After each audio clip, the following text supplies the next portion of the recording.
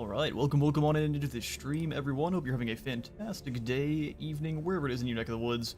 We're going to jump right back on into some Age of Wonders 4 because my favorite Fantasy 4X has had itself a DLC release. So for any who may not have been following along, I'm going to dial this music back a little bit further. Thank you, Age of Wonders. You're quite loud, though. In fact, on my side, too. With the new DLC comes a new culture, the Oathsworn culture, with 3 subcultures that are going to have based on ethical codes that you're to be following. And if you do not follow these codes, you actually will be suffering penalties. But if you do, you'll gain all sorts of scaling buffs that make you really, really powerful. We have Oath of Harmony, Oath of Righteousness, and Oath of Strife. We'll show off the Oath of Righteousness today with our Miao Ying creation. You can see her here. We've got her as an Ogrekin, one of the 2 new forms you have for your races. You've got Ogrekin, and the Simian. We've got Ogrekin for Miao Ying because it's kind of got her in like midway transformation between dragon and human form. And I guess we're going to have most of her people being the dragon-blooded Shogun following the Northern Provinces instead of the people of Cathay itself. Should be quite fun. We also are going to have 4 new tomes added on in here with the Tome of Discipline in Tier 1, Tome of Shades in Tier 2, Tome of Calamity in Tier 4, and the Tome of Prosperity also in Tier 4. We'll have some intrigue happening, so there's going to be multi-stage story events. They're going to be bringing narrative elements to normal skirmish maps. Those events are going to be focused on crisis, such as assassinations, coups, and betrayals, and give you the chance to take part or exploit them as they wish. These are going to be things that are actually going to be focused on other factions, not your own. So you'll see other factions start to have things happen, like you may see start the campaign, for example, fight against Miao Ying here, but she might get assassinated by an Eldritch Sovereign, and then you can see the leader change, and all sorts of things about the faction itself might change, which could be all sorts of fun. For what else we've got going on here, we've got 2 new lines of ancient creatures. We've got the Creatures of Prosperity, dedicated to good and harmony, which are going to be they're going to look quite a bit. Let's see if we can show off any here. Creatures. Giants and demi-giants and cursed fiends. I don't know if we can specifically go for... We can find here we go, the Accursed Blade here being one of those... One of the Creatures of Calamity dedicated to evil and strife, so you get your more demonic, kind of oriental-themed units there, as well as your Accursed Ogre being another one of those Calamity units. They look awesome, have all sorts of cool abilities. I think he's going to count as, looks like an Accursed Fiend here, so that's probably what we're looking for. Look at you. A centipede monster. Good grief. Well, you're going to be haunting my nightmares. For the Blessed units, we've got good old Blessed Dragon, which actually can be used as a mount for your units. He is a grumpy looking fella, isn't he? Man. I was looking for the other WWs here. We got the Calamity Dragon. Our mythic Tier 5 kind of final form Calamity unit. This looks incredible, by the way. Look at you. All sorts of abilities. The Force Mask of Calamity. Link to target unit and make them just suffer a whole bunch of extra damage. Yeah, these things are going to be awesome. What else do we have here?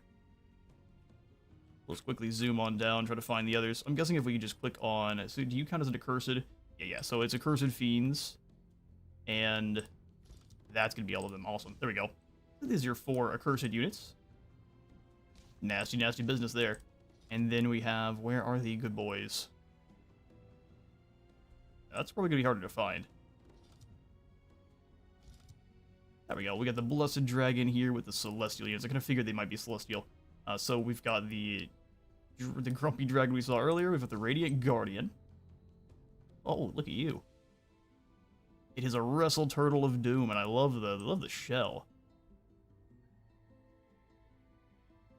Yeah, Blastoise got a fighting type upgrade. The Righteous Judge, which you can actually have as a mount, and we do here for our faction with Miao Ying. Not like a Longbow without wings. And then lastly, for their mythic, we have the Prosperity Dragon, which is just the polar opposite to your Calamity. And again, looks incredible. And they have changed up a whole bunch of the systems for how our heroes work, how your heroes can be, how they can look aesthetically, as well as new Pantheon rewards free for everyone here. So regardless if you have the DLC or not, you gain this kind of final stage of your Pantheon rewards, giving you a couple of new icons.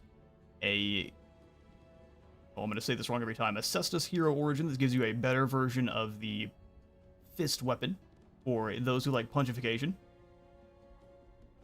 You've got your Jade Tiger Mount. I'm going to call it Jade Lions probably constantly just because of Cathay, but Jade Tiger Mount sounds awesome. You've also got your Horn Bear Mount too. Look at you. Spirit Bear sounds like a bad time for everyone involved. Get your Cult of Personality for one of the different faction traits. They believe in the might of their heroes, the chosen few elevated above the masses. Heroes are going to gain bonus skill points whenever they gain a renown level, which is a new mechanic that I'm going to have to get to grips with here. Gain renown is the complete goals associated with their ambition. Getting enough renown increases their renown level, which increases the effects of their governed city. Oh, great. So it's just another way to buff up your heroes. And then your units in an army without heroes are going to suffer some morale, or a morale penalty. You need heroes, they get stronger, and if without them, you get weaker your own. Warhammer 3 looking kind of different today. Agreed, Legadian. Welcome on in. We're playing some Age of Wonders 4 today because they've had themselves a brand new DLC, Ways of War. Uncle Xiao update. Also, how's the power doing? Power's doing much better today. We just had a nasty storm roll through and it knocked things out for just long enough and kind of sporadic yesterday, so no stream was really able to be done, but I did manage to get quite a bit of recording done, kind of intermittently. Welcome on in, Great Book of Grudges. For now, though, we're jumping into some Age of Wonders. Uncle Xiao will probably return at least once at the end of the week. I'm going to be doing quite a few Age of Wonders 4 streams here just because the DLC has released, so probably today and tomorrow will be Age of Wonders. And then we might do Uncle Xiao later on. So it's going to be lots of streams this week just because I am kind of waiting on a couple mods to be updated for a couple of our campaigns, at least for the Trick Stab one. You also got yourself another Slayer Sword Origin. Give you extra damage against, or I guess extra damage as you lose health, so it's more of a berserker item. Quite awesome. Get your Ogre Mask, customization for heroes, your Guardian Helmet. You can play the new, it's not new at this point, but the old Elden Ring DLC. Give me some PTSD real quick. The Vigilante Knights is also the last trait we'll be unlocking, and it's going to be about completing bounties. And your units will gain its starting rank a little bit more, which is great. There's also a few new customization options for your Dragon Lords, which look great. But we will get through all of that quite quickly here. And we'll start up ourselves a new game here in the Sodina Riverbed. The brand new Premium Challenge Realm. There's no new story realms here, but we do have kind of a pseudo-story here with this scenario. Once known as the Realm of Peace and Paradise, its prosperity and order have since been threatened by calamity and strife. 3 empires clash to rebuild paradise in their image. Yes, play the DLC first. Fair enough, I appreciate that. I was going to. For our traits for this realm, we've got Unfolding Mysteries, so we have a complex, it's called a complex realm trait. In this realm, intrigue and skullduggery are rampant. So all of the intrigue is going to be affecting the enemy factions leaders, are going to be happening quite a bit more often, and a diverse set of rulers will increase the chance of occurrence. I wonder how you exactly measure that. We've also got the Land of Conflict, which forces of calamity and prosperity occupy this land, so we're going to have a lot more Accursed Fiend and Prosperity units on this map. We've got this Sworn rivalry going on, so this realm is in the stage of a violent dispute between 3 Oathsworn Godir, who disagree on matters of doctrine. The Oathsworn Godir, Zorn, Aya, and Megaira are present and start at a higher level. So those are going to be the 3 different subcultures. All 3 starting with that tome of, well, not you. You have the tome of Pyromancy because you like to catch people on fire because you're crazy. Makes sense. Great sword and everything. Awesome. So they are all going to start at war, and we can probably choose a side or choose just to clap all 3 of them and deal with the war that way. We've also got this being a divide map, so if you've ever played Civ, this is kind of similar to your continents, where they've got 2 big continents, and they're divided by an ocean down the middle. Lastly, we've got a tropical realm here, so it's a tropical paradise with golden sands, rolling jungles, and the occasional swamp. Tropical swamp and forest province features are common, Arctic desert and desolate ones are rare, and then we also are going to have more blossom orchard, resource nodes, which we'll find out exactly what those are, and prestigious statue pickups. They are abundant. Quite right. It's a tier 3 challenge. We'll go ahead and select the realm. I'm going to go ahead and bump up the players here to 5. We'll change the difficulty to hard to give myself a little bit more of a challenge. I'm not quite ready for brutal. It's also not the most fun, I can't lie. Angel of Light.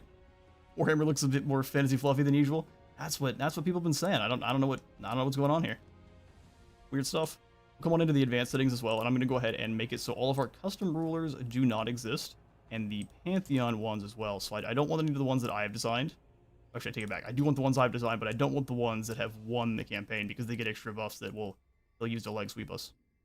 They've also added a whole bunch of new advanced setup changes, so you can do a whole heap to the game flow, the AI, how all sorts of stuff works.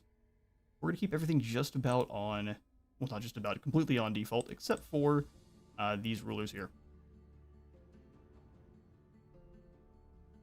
Yeah, combat advantage. Yeah, let's go no handicap, because I don't want them to have any changes in combat. And you can actually see exactly what that's going to be changing to. So if you play on brutal, or I believe normally, they come up to 15% more damage and 15% less damage, which is just crazy. You can also put that handicap on them so they deal less damage and take more damage, but that's lame. Going back into our realm setup, we are on the Sedina Riverbed. Medium map size, 5 players. We'll go ahead and confirm. Your journey. And we should be playing as Miao Ying. There we go. Miao with her punchy fist. It took me a long time and lots of indecision to design her faction here. So we'll go ahead and just drop into edit so I can see everything we've got. We're playing as the Ogrekin. I've changed the traits up a little bit. They normally have 2 different ones, but we've got the inner lightning. So if anyone is attacking them, they are going to sustain 3 lightning damage every single time. There's 3 different forms of this inner element. You've got the inner fire, which is the default, inner frost, and inner lightning. Each of them give you resistance to whichever element that is, as well as more damage if someone punches you with that element. We've also got the Graceful Judge mounts, which kind of look like Longmas, so I thought they'd be awesome. They give you more health, the Touch of Grace ability, so you can hit someone with a pseudo heal, where you have a buff on you, and then as soon as you take damage, you then heal immediately afterwards for 10 hit points, and then that stack of grace goes away. Pretty strong.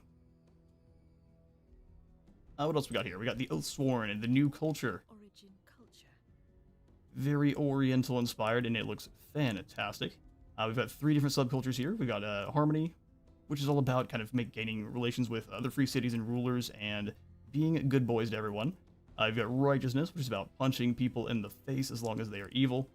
And if you have any evil alignment, it gets doubled, which is not good. Finally, we have the Path of Strife, which is all about burning cities down and, again, punching people in the face. Just, they don't care who they punch. Blood for the Blood God.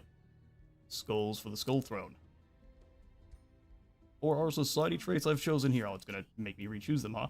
I've gone for the Perfectionist Artisans, which is going to make our city structures actually cost a little bit more production, but they'll give us more stability and gold in addition to their normal effects. We also are going to have an additional, come on now, be kind, an additional tier 3 unit, and they're going to start with an additional rank too. So this guy in the back here with his blade will start the game with one of them, where you normally would have to get up to a tier 3 city. We'll also come on up and grab the Imperialists, which is what I feel Cathay kind of encapsulates here, especially the northern provinces. Throne cities and cities that share a border with the city gain 20 stability and 20 more gold. And we're going to start with an additional population as well, which I think will help offset the fact that our structure is going to take quite a bit longer to actually build. We are sitting here with the Tome of Discipline, which is one of the new tomes that has been added. It's got a Materium and a Order Affinity, and it is going to have the special province improvement, the Monastery. It gives us stability, draft for recruiting more units, and then per adjacent farm, you get more stability and draft. It's going to count also as a conduit, which is quite interesting. You'll have several good abilities here. They're going to be about healing and dropping off debuffs. Give them focus aim, ability not to miss, powered strike, so we punch people, and the third attack in a combo has a chance to stun enemies, which is goofy strong. Is Miao Ying a Godir or a Witch King Lord? I've made her a champion because I wanted to be able to have the Punchy Fist item for her. Since we couldn't get any kind of magical items that made sense for what she normally wields, since they don't actually have weapons in Total War. I figured we would give her, because she has that claw on the one hand. So in this realm, she's been teleported through, and she's just, that claw has kind of lost its magic, and she's here to sock people in the jaw with it. So she's more of a punchy Miao Ying than a wizardy Miao Ying. We also get the monkey unit, which can actually heal itself. It has that combo, third attack, and the combo deals extra spirit damage to the target and adjacent enemies. So if you hit someone 3 times, it'll do an AoE, which is pretty awesome. They can meditate to heal themselves and dispel debuffs, and they can jump around the map like crazy. Lastly, we've got that inner mastery, so we have master over our own internal energies, giving us some status resistance and extra healing received in combat. Very, very good tome. We are the champion, so mortal champions have a unique access to unique skills, 20% more experience, extra relations with all the free cities we find, and then we have the command ability, which allows us to have any of our non-hero abilities instantly gain all their action points and gets to take another move, which is fantastic. I was tempted to go for the Dragon Lord, but the fact that the Dragon Lord is about hoarding up items and really nothing else didn't really match what Miao Ying kind of is about here, where she's all about defending the provinces. We're making her a champion. Reveal yourself. Ogrekin are awesome. They have all sorts of cool customization options for you. You can change their horns, you can change their... I guess that's pretty much it. Change their horns, but they have all sorts of cool facial options to make them quite spooky. You can make yourself some pretty demonic Ogrekin there. We are going for kind, or at least mostly stern-looking Miao Ying. You can even change their tail size if you want them to have one. I chose no tails for Arcatheans. This just looks a little bit strange. So these are the tailless Ogrekin. And that's that. So we finalize and we charge on in. Her ruler ambition is a defender, so she's going to be all about holding the line at her own cities. Hopefully that's not going to be too much of an issue here for this map. Hopefully we get attacked quite often. And then for her AI personality, you can change up how they act when they're not controlled by you, which is really, really cool. Let's dive on in.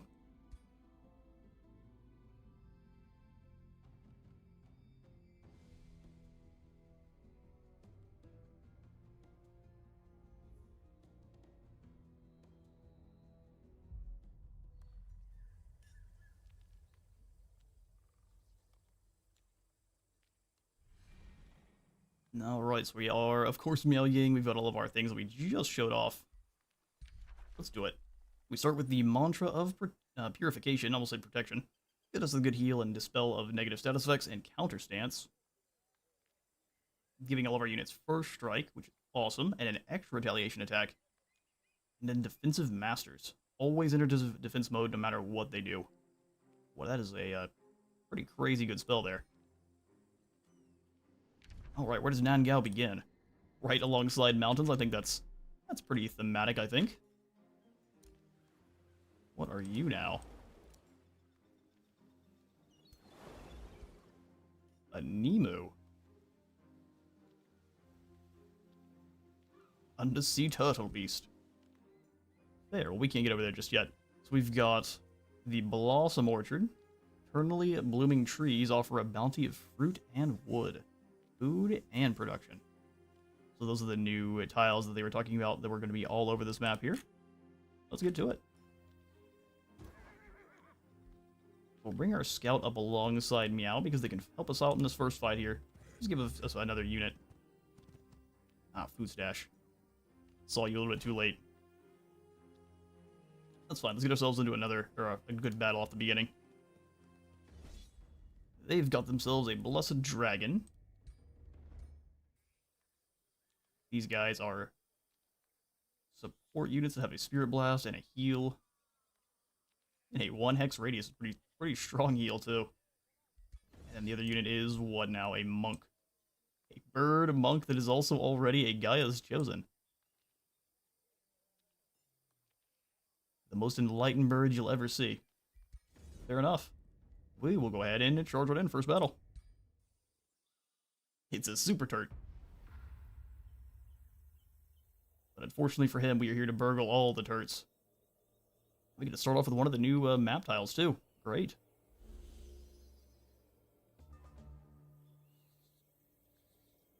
Looks beautiful. Love all the cherry blossom trees. Alright, so we are going to take a quick look. So, Miao Ying, what do you have access to for all your abilities here? We know you can throw hands like a champion. Here's our new hero screen where we see our renown level. Guess we don't get to see the whole thing because the skill tree is quite a bit more complex than it used to be. We've started with a Kestis here, or a Cestus, either way. I'm gonna probably, like I said, I'm gonna mispronounce this like crazy. Melee strike at the third attack deals that spirit damage AoE. Command, inner lightning, and then nobility. So the base non-flanking attacks deal extra damage based on their devotion. We're probably at just neutral devotion at the moment, so we'll gain 2 additional spirit damage. Good stuff. What are these Avengers all about? This is our tier 3 unit that we get to start off with due to having that Perfectionist Artisans. This is also a special unit only for this subculture. You're a shock boy with a great sword, got a charge attack. The Helm Splitter, 50 damage, good grief. 50 damage that ignores half of their defense and resistance. Not bad at all. So this is just a really heavy-hitting, angry boy.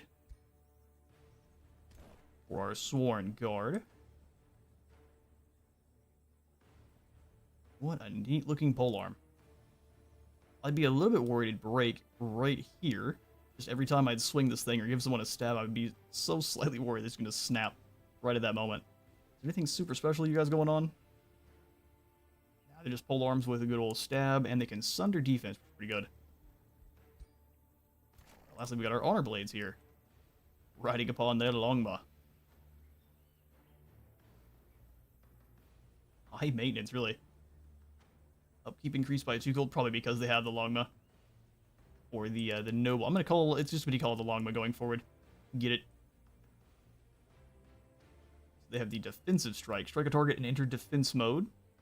It's a little bit more than hitting twice, so if you can move at all, or if you need to move at all, defensive strike is going to be the way every time.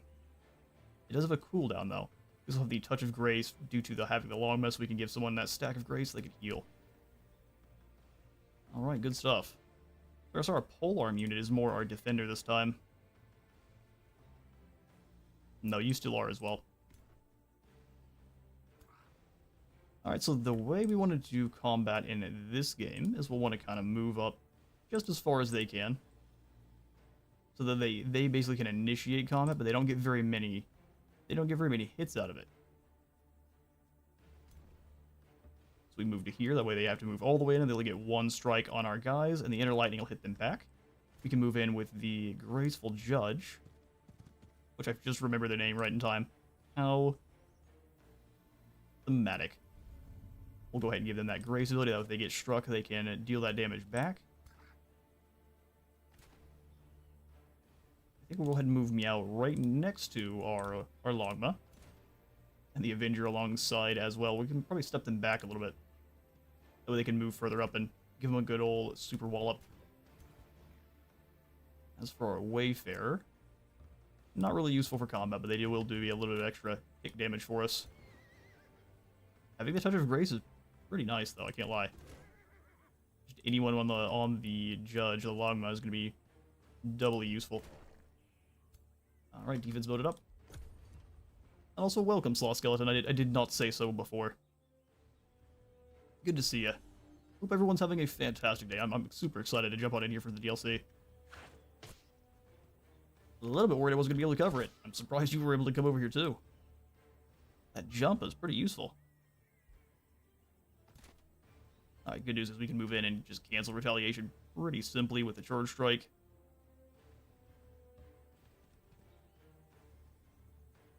I'm sorry. Hello? That guy grew and he left. I'm sure that's not meant to be a thing. Oh, you're back. Good. You all saw that, right? I'm not crazy. There's no mushrooms here on this mount. Either way, let's go ahead and fall back. That shot is not really dangerous enough to risk going for. Can we leap with you? Sadly, no. But we can go for command. Give you all of your points back. Oops. And then go for the Helm Splitter. Didn't you just annihilate this poor guy? And we go for the counter stance too on everything in this frontal area. I might have been able to hit everyone by putting it here. In fact, I could have. Whoops. Misclicks already. Helm Splitter, go. His cloak is a little bit stuck to this position in the map, but that was an annihilation there. Sweet. Well, you can just finish them off then with a quick shot of your bow. He grazed them, of course. That was just his ego inflating. That's actually probably pretty fair. Let's not go through the poisonous stink flowers here. Looks like I can still step to this position while as a walk around is all. There we go. We go for the defensive strike here. Or we'll want to go for the sundering strikes first, that way they have weakened defense. Grace will be removed, but good grief, Grace is so strong. We'll hit them with that defensive strike. Yup. Chronic Rage is active, so they've got more damage on their side. Age of Wonders 4 has been sitting in my backlog for a while. I should get around to playing it one of these days. I think you should as well. See you later, dragon. I think it's leaving. Alright, Miao, are you able to actually close the gap? Definitely not. Gonna be up to our two spirit boys here. Give the dragon the old poke. Or the spin slice. Cool animation. And spirit resistance you do have, but death is also what you have. Hello there, Gray. Oh, good grief. Alright, I guess you're sitting with me. Gray joins the chat. Alright, we'll close that on up. Battle won by Miao Ying. We need to get back over here and grab this food as soon as possible, so can I send the Longbow Riders over and snag this? Yeah, let's do that. They can move a little bit faster than everyone else. We start off with one additional population. So what we'll do is we'll come out and grab the farm down here with these pastures and get us even more food, so we'll just boost up our growth as much as possible. And we have one more population too. So let's go for the forester here on this mine. Get us more gold, as well as what you get from the forester, so food and production. Also, we have a couple of these boosted up. The ones that you'd like to boost first are coming from the forester and the farm, generally. We got our workshop here, boosted by the farm. The trading hall boosted by the farm as well. So golden draft or draft and production.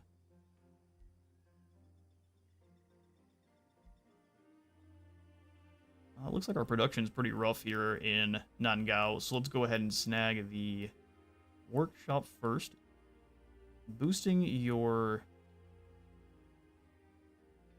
structures, what it actually does is it just drops the cost of both the draft, or the production and gold by 30%.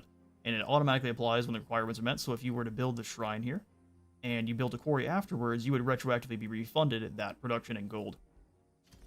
We'll start off with the workshop, though, and we'll also go ahead and start with a secondary wayfarer, so we can get out and exploring.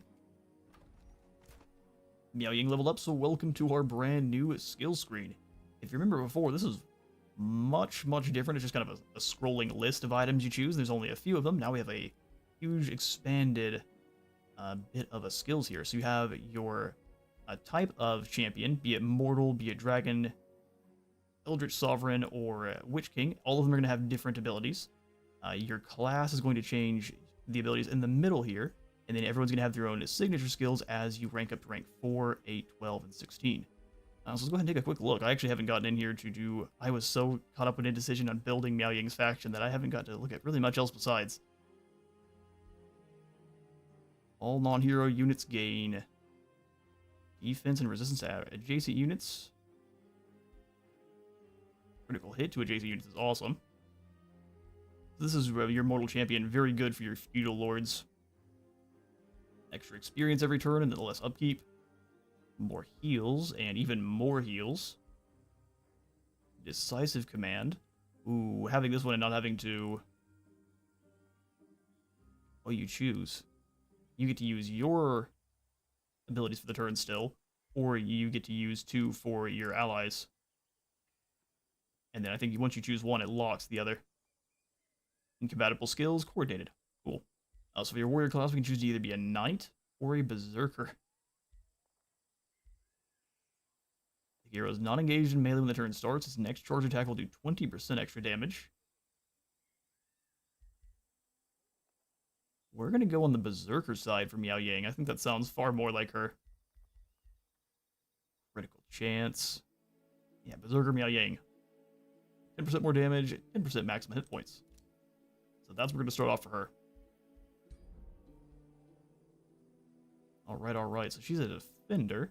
Strives to defend their city. We need to have 100 fortification health, and then win a battle in friendly territory. And this is repeatable, so we'll gain renown every single time we do so. We need 100 renown to level up to level 2.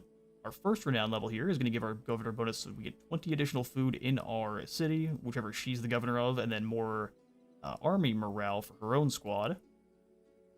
Level 2 makes it cost less food to acquire new population, which is great, just makes it so you grow faster. Then more army morale. Tier 3 is Wizard Tower, it grants 2 additional Imperium, and then more morale and less chance of units dying when they retreat. Finally, we get additional unit rank recruit, more morale, and then units never die when they retreat, which makes leveling up your units for your governor's morale, or renown rather, extremely important. Let's say we gain some new goodies here. Oh, just the Graceful Judge mount that she can't use, because she has the Punch Fist.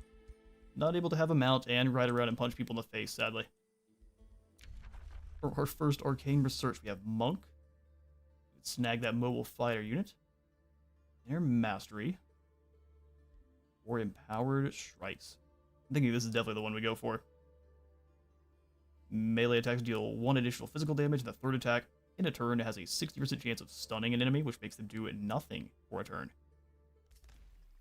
Pretty strong. Alright, get on up there, Scout. Work to do. Go ahead and give the city a Whispering Stone to slowly buff up their stability until we find ourselves with our first free city-state here. We do have the Brigand Camp down here in the south, so we'll probably want to wipe out... Oh, there's someone over here for sure. Well, that was fast.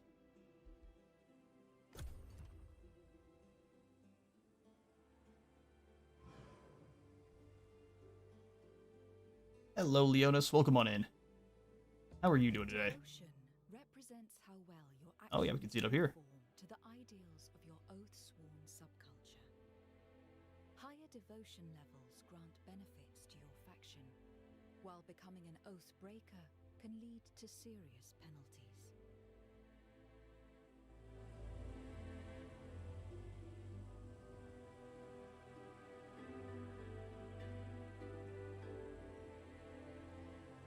Alright, should just change up the audio a little bit there. Alright, so we can track our current devotion level, what our culture likes and dislikes, and what bonus it confers with the indicator on the top bar. Thank you for telling me.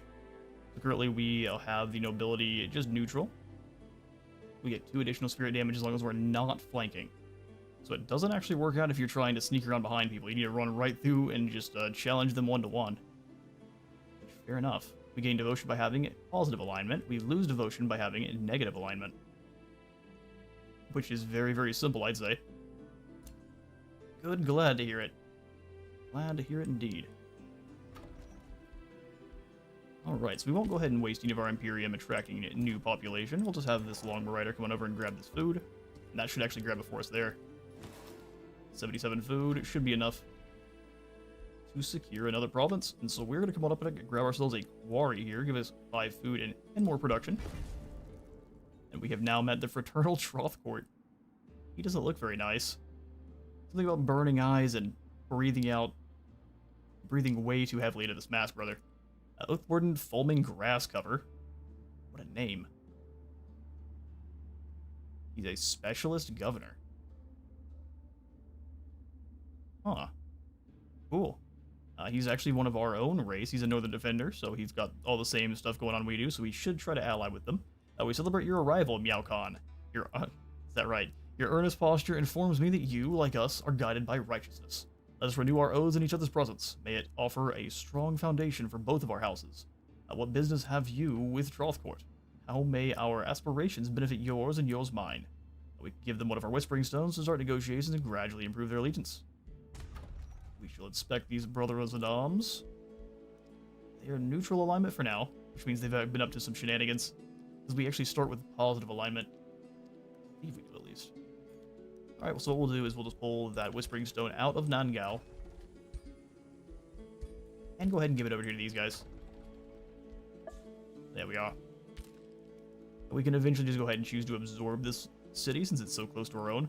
We're going to want to kind of reach out and grab all the good stuff very quickly because they're going to be aggressive themselves and doing the same thing. Okay, so what we'll do is we'll come on down to the south here to go after this brigand camp.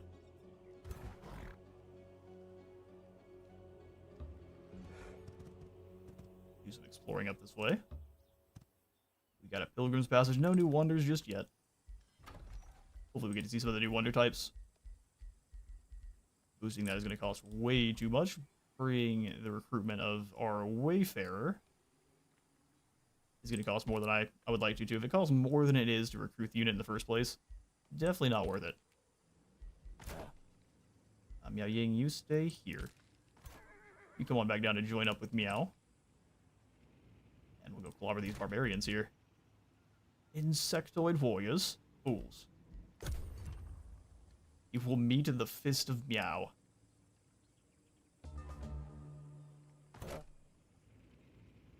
Alright, so we'll bring you on down as slowly as we have to. Not having a mount for your leader makes movement quite a bit slower, for sure.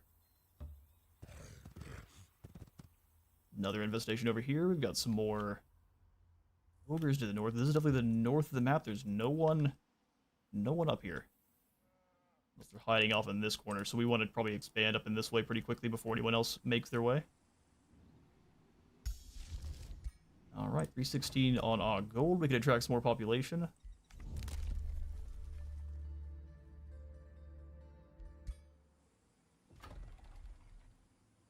Our stability is actually still pretty good, so I don't mind snagging a little bit more population now, yeah.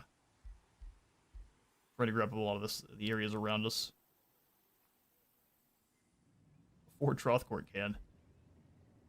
So yeah, let's come up towards this pastures over here, so we'll grab another... Well, what do we really need first?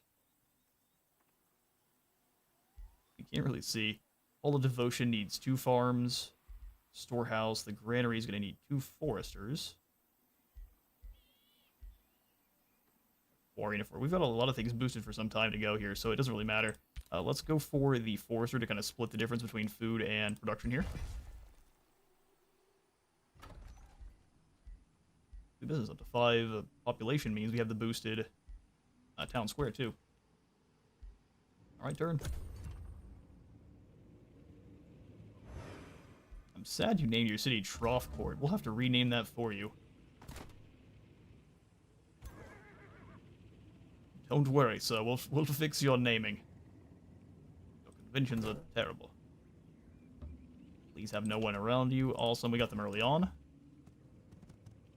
We'll bring in our archer and have them support us in the battle. Evil presence lingers in these lands. Not for long, it doesn't. I'm gonna go ahead and see how the auto-resolve works, and if it's not too much damage, it's pretty rough. Go ahead and watch that replay.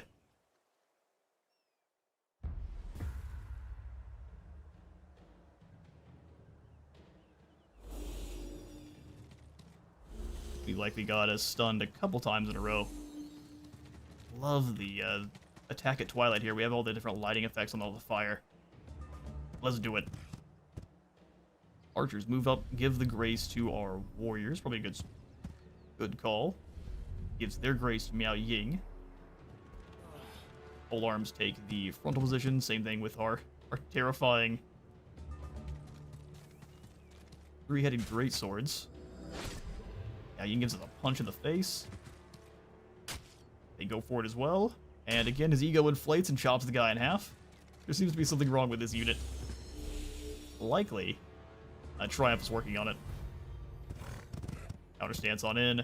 Archer going for a hit to the frontal. Yeah, Ying, where are you going?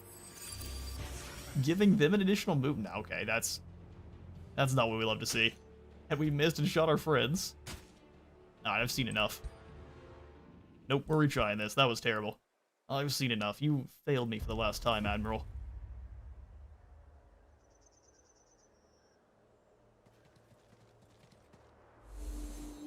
Use Miao Ying's turn to power up our archers and have them shoot our friends in the back. Absolutely not. We'll handle this ourselves. So you're the only one that can reach. Let's go ahead and bring Miao Ying up to exactly the position they can reach. You move up next too.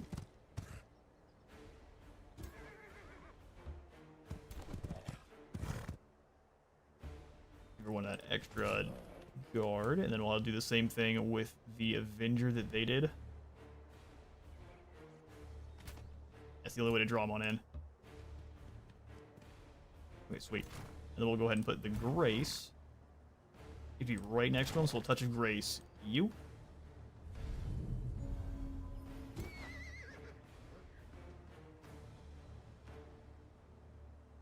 Like to double it up on Miao Ying, but that's alright. Honor Blade then can go for God mode.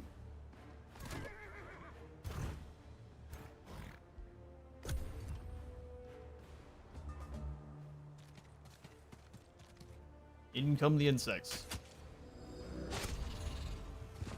That pit in place, one of their insects gets punched right to death. Let's see if he grows again. Ooh, not that time. I actually get to see the full animation. Alright, well, I'm going to go ahead and just immediately drop down the counter stance here. So we always are going to end our turn in defense mode. We get the combo strike here. Get the triple tap. Yeah. Spin kick. Oh, not quite. She fumbled it. Coffinous assault or whatever it is that the nasty bug people give you. I'm just going to go ahead and go for the Uber Cleave here. They will retaliate, but that's most of the units gone. That retaliation is going to be pretty pitiful.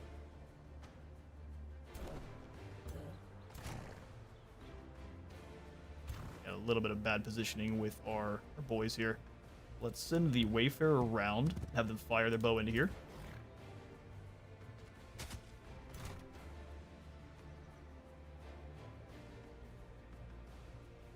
Fortunately, our swordsman isn't useful at the moment. Well, at least they're not taking any damage, right? Let's bring you over here to help with this gear group. No, I want to give you a good old... We're going to take down a couple more of these buggos here. They'll always end in defense mode, so even if they strike back, they've got Sunder defense here. Spin Slice. And they still will drop into guard mode, as they should. Sweet. Did that work as intended?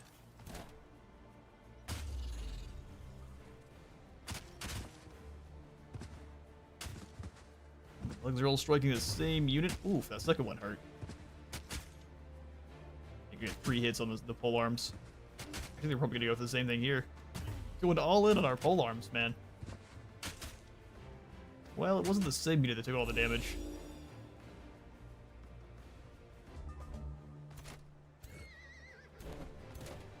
Alright. That's a waste. Can we just go ahead and finish them off here? Please. The flank makes it so they have no extra damage, but luckily enough they finished them.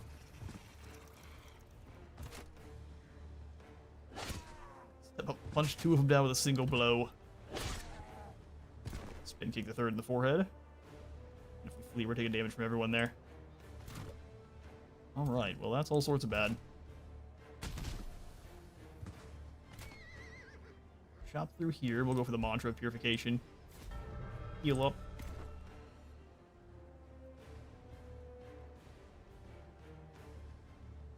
We can kill this unit, but then it opens us up to being flanked. I think either way, they're going to have a bad time here next turn. Well, curses. Misplaying a different way than the AI did, that's for sure. I'll go ahead and just go into guard mode there. This tower blocking our view. There we go. Oh man, they're getting critical hits left and right. All the ones they need. Yep, that's a unit down. We did even worse than the AI did. Well, we'll live with it.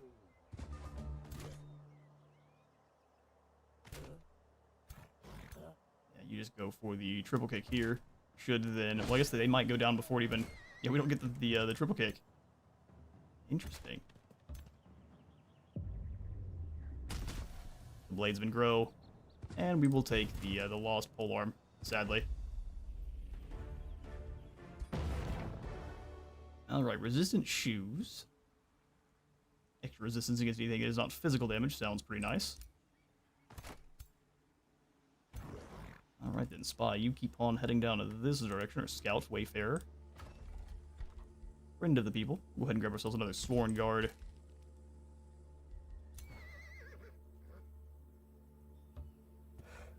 Replace those lost. And they were not kidding. There are demons all over the place here. Why would you go that way? Couldn't for the life of me understand that one. Let's go through the forest, even though it's going to take a little bit longer. It's not going to get you killed by horrible cultists.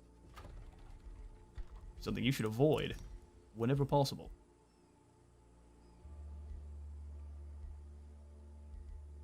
Let's go ahead and grab the storehouse before the Oath Square. No, I lied. We'll grab the Oath Square now.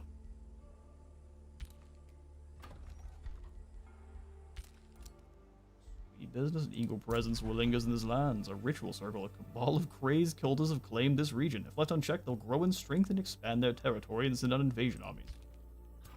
They are led by Rapidash, the Fallen. An interesting cult. Cult of the Firehorse. Okay, well, let's continue to explore here with Miao. We're not going to be able to take on this army just for the moment, and we'll want to kind of get to grips with the map, though, and figure out a good place for our first outpost.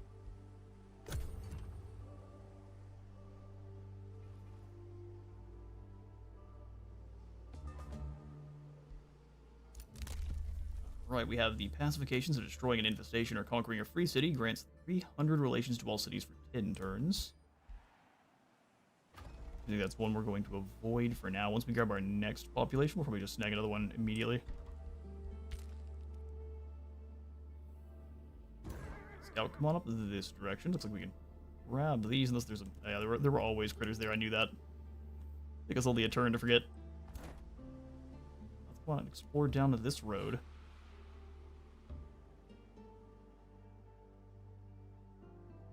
Is this the Jade Seal? That's probably those statues they're talking about. You can get all the way there. Come on, Scout. Or not. Sad day.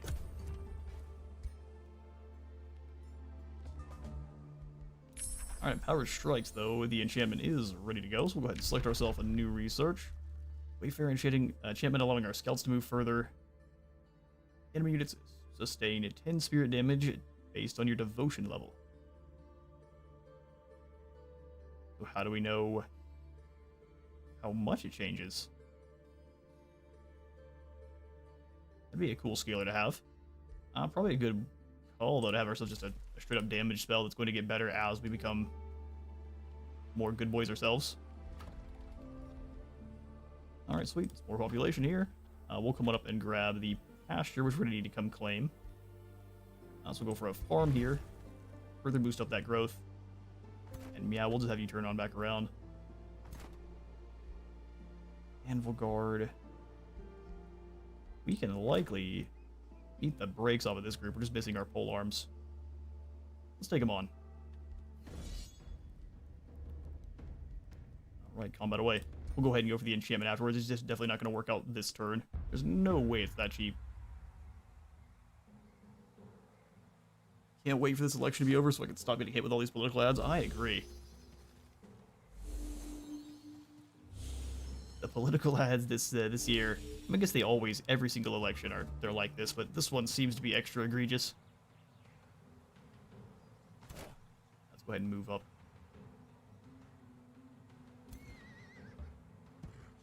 Give you our Touch of Grace. Honor Blades will have more as a flanking unit. So you stepped here. How far can you all move? Beautiful. Exactly what we want to see. And then we can't be foolish about it, but what we'll do is we'll come up and give Miao Ying the Touch of Grace, and then we'll send them around flank with this guy. Oh, they can still move. That's even better.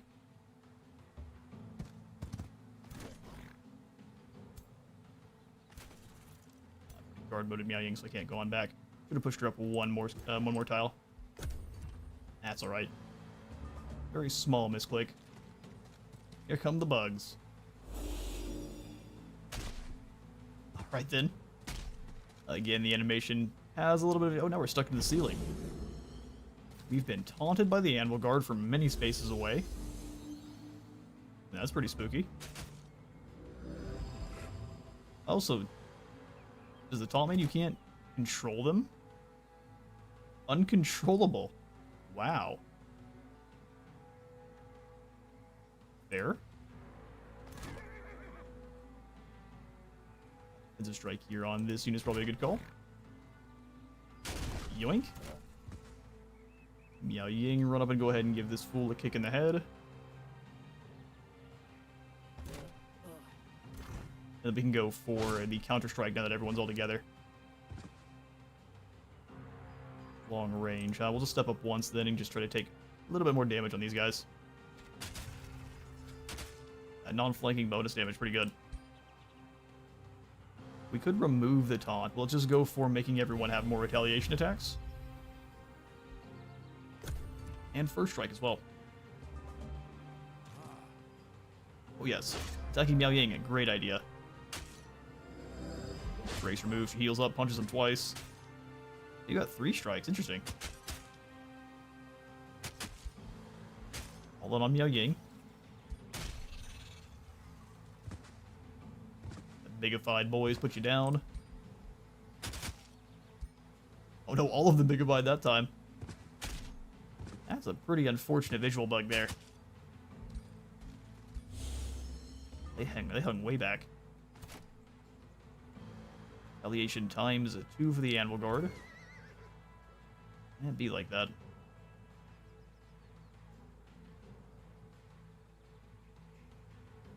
Percent hit rate is not amazing. We can just go for the extra damage. I'll try to hit these guys. 50% chance seems fine. Of course, if we bolster, they get... Oh, shoot, Miao Ying in the back of the head, too. Do counter stance one more time. Our Avenger is still completely uncontrollable. We'll go ahead and chop through these lads here. Very smart, but them just hide the Anvil Guard away while having them taunted. Let's go for the triple strike here. Yes, they retaliate twice on me, but Miao Ying doesn't lose any damage for taking damage herself. And they do for losing models. Spin kick.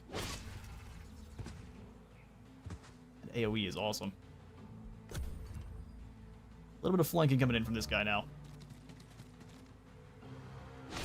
Or not. Miao Ying punches him in the face. 2 times. Anvil Guard getting very little damage, but taking all of it back. Get the inner lightning.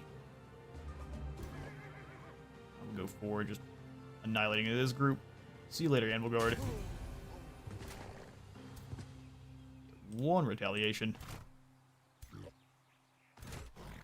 Whoops, didn't want to come on in here and take a look at you guys. Just wanted to chop this clown in half and then send our samurai over to delete, or at least cancel their retaliation. Come hit their Oathsworn. For Avenger.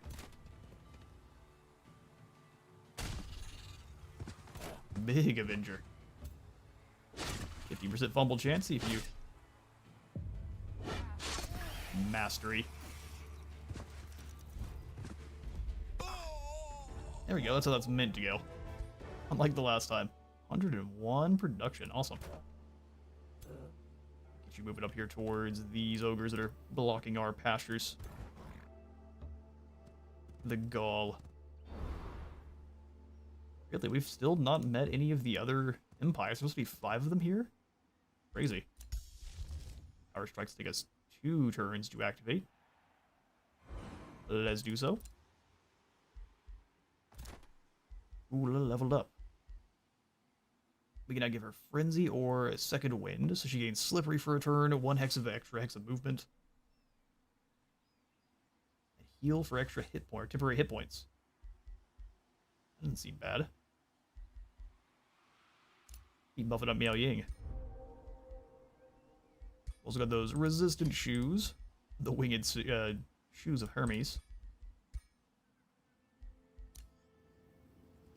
Alright, we'll keep sneaking around here. Looks like we've maybe have found ourselves an empire. Maybe it's another city-state. Is another free city. Duchess Frida Statford. Of the Little Lords. Short? Oh, they're little undead zombie lords. Good grief, they siphon joy, and they're made of frost. Fair enough. I don't think they start evil, but we'll have to find out. I mean, being a Whiteborn means we probably shouldn't trust them. They're neutral with us. Can we see if they're neutral with the world? Yeah, I guess that is. Huh. Who knows? Engage in conversations with these enthusiasts of honor. We, the people of Silverbridge, greet you, O Supreme Matriarch Miao Ying. You will find here a place of honor, glory, and devotion to chivalry. We anticipate that either peace will be achieved between us because of the values we share, or we shall engage in glorious combat the bards will sing of for ages to come. What a nerdy zombie you are. That is all of the Shadow Affinity. Good grief. So, I mean, the good news is they are still neutral alignment for now. But I'm still not going to worry about getting them on side, not for a time at least. That's a pretty crazy faction combination there, though. Some undead halflings. I'm going to go ahead and put you on auto-explore now. I trust you to do the right thing.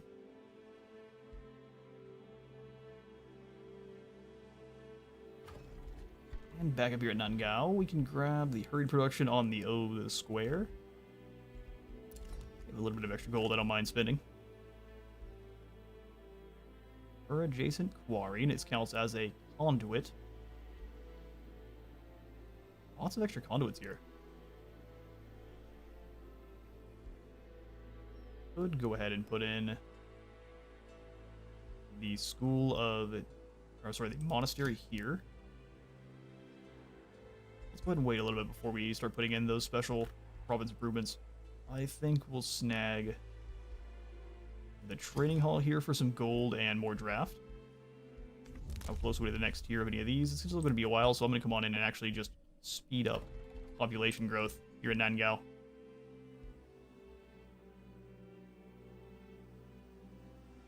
Go to the map to really see what provincial improvements are in the area. I'd love to reach out and grab this tree here. I just don't think it's going to happen.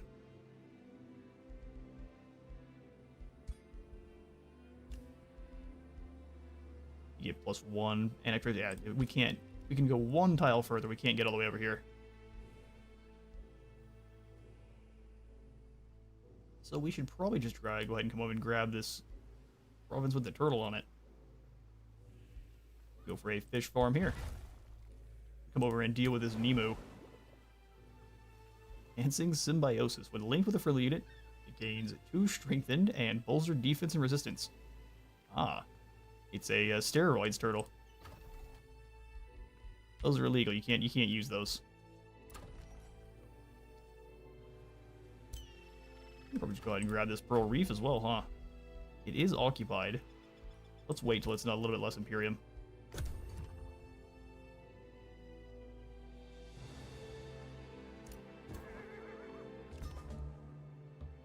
Do our trip down. Oh, we've got decaying defenses. Foaming grass cover appears before you. This name. Concerned about the defenses of Trothcourt. Supreme Matriarch Miao Ying. We gotta figure out what's your accent gonna be. Supreme Matriarch Miao Ying. I have long been impressed by your feats of construction and humbly ask for your help.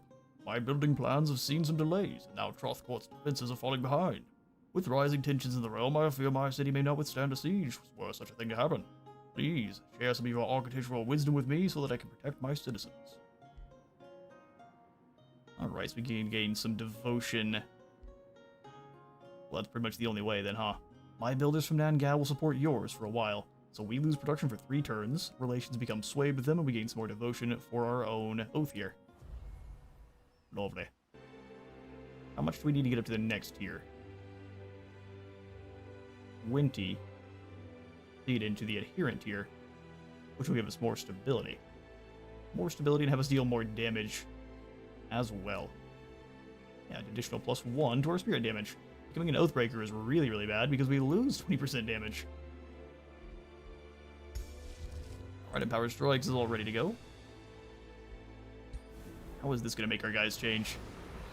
Oh, the Sparkle Swords. The inner fire of punching people aggressively. Alright, we also need the basic Seafaring to actually deal with the Nemo, so we'll prepare for that as well. Alright, up towards this ogre you shall go.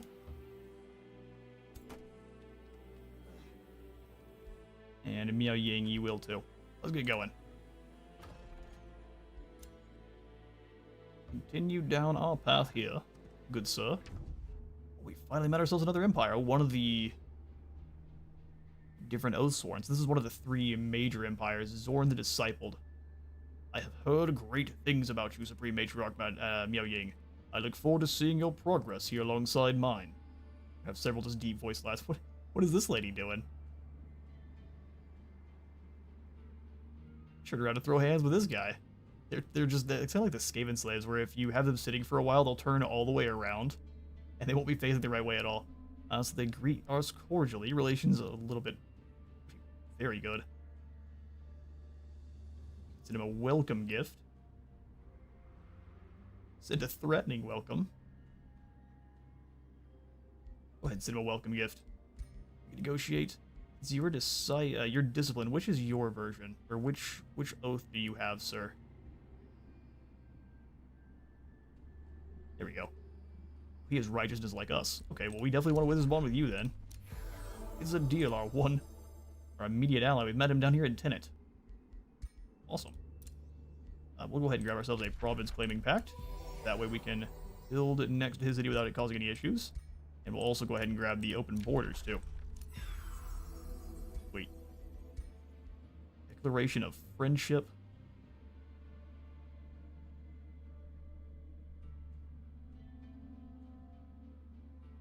Gonna be a 10 gold upkeep, which I'd rather not pay right now.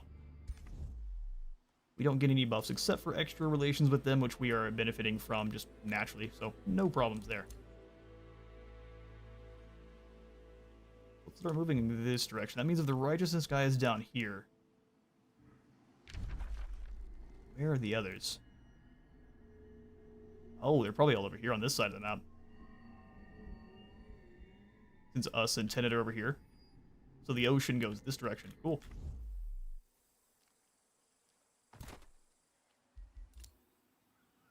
He did indeed. Alright, Nanyao, let's go ahead and get us we got new options, the Seal Bearer and the Vow Keeper. Vow of Purification has their negative status effects removed, gains 3 status protection. Alright, fair enough. What else do you have? Vow of Healing. 1 hex radius gain 25 temporary hit points. That's incredible. And lastly, the Purging Blast. Sustains damage and purifies one of their positive status effects. Pretty awesome. What does the Seal Bearer do? Throws some Seal Bolts. Cannot miss against targets with the Seal of Transference. Attacking enemies restore 5 hit points on hit. Ooh, not bad. Let's get ourselves some Battle Mage. Battle Mage all the way.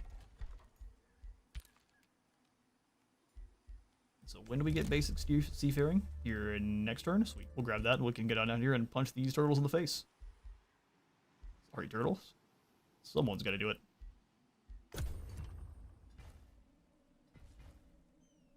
I also realized before we move on, I'm going to have Miao come down here and drop a city here. For an outpost, at least. Yoink. That way, Nanyao can focus on building up here to the north and out in the ocean. This other city can kind of grab everything down here, including the Pilgrim's Passage. Going 1 province further to the south might be a better call, but our imperialism grants us all sorts of bonuses if our cities are touching. No, all we have to do is go 1 up to do that. This is a little bit closer than I probably would have liked normally, but secondary outpost in. bring the polearms back a little ways, and then these scouts can get on their merry way. There's nothing defending the cartographer. So we found the free city of a scaffold. Fair enough.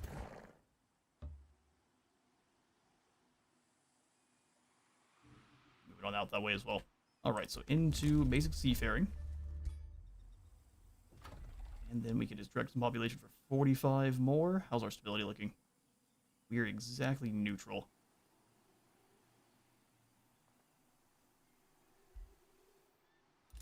Yeah, let's go ahead and grab the wave conduit over here.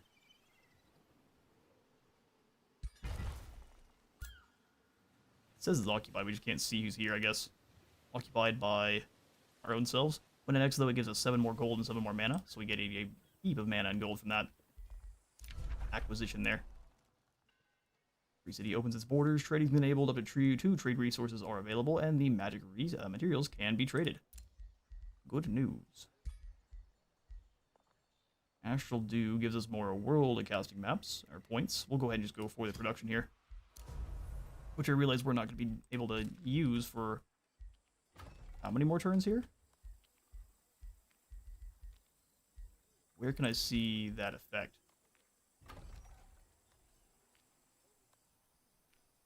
Well, we don't know. We're sharing resources for at least a turn or 2. That's fine.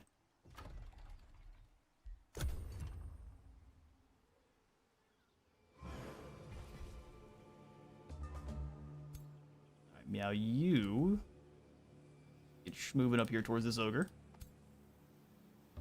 We'll join these 2 armies together. And Ying can get there eventually. So at least 1 more turn before we're able to get back in here. Let's go for the Wizard Tower Foundation. Just kind of stack those up. Got a new development point. Outposts cost 25% less gold, and founding and upgrading them costs 1 less turn. Just in time. There's a dragon lair. Pretty nasty infestation. But no more factions on this side, it looks like.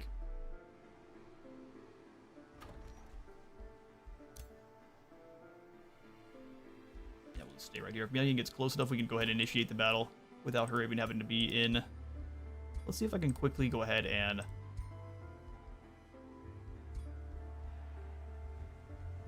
no, so either way, she's gonna have a great sword because she's a warrior. Fair enough, I was hoping we could try to get her on a mount and zoom her over. Such is not the way, though. Where are you going? Back the way we came, my lord. Right, outpost in. Lovely. That's what we will do then, is grab the work camp immediately. Alright, our production is back on in. Love to see it. I'm going to hurry along the training hall, but not our foundation. He's almost in range. How close do we have to be? Just to this area here, which you can make next turn, no problem. Devout Radiance. Glorious. On to our next research. Focus aim allows them to make an attack that cannot miss. Inner Mastery gives us more resistance and healing. Let's go for that monk unit. He's got the jumps and the punches.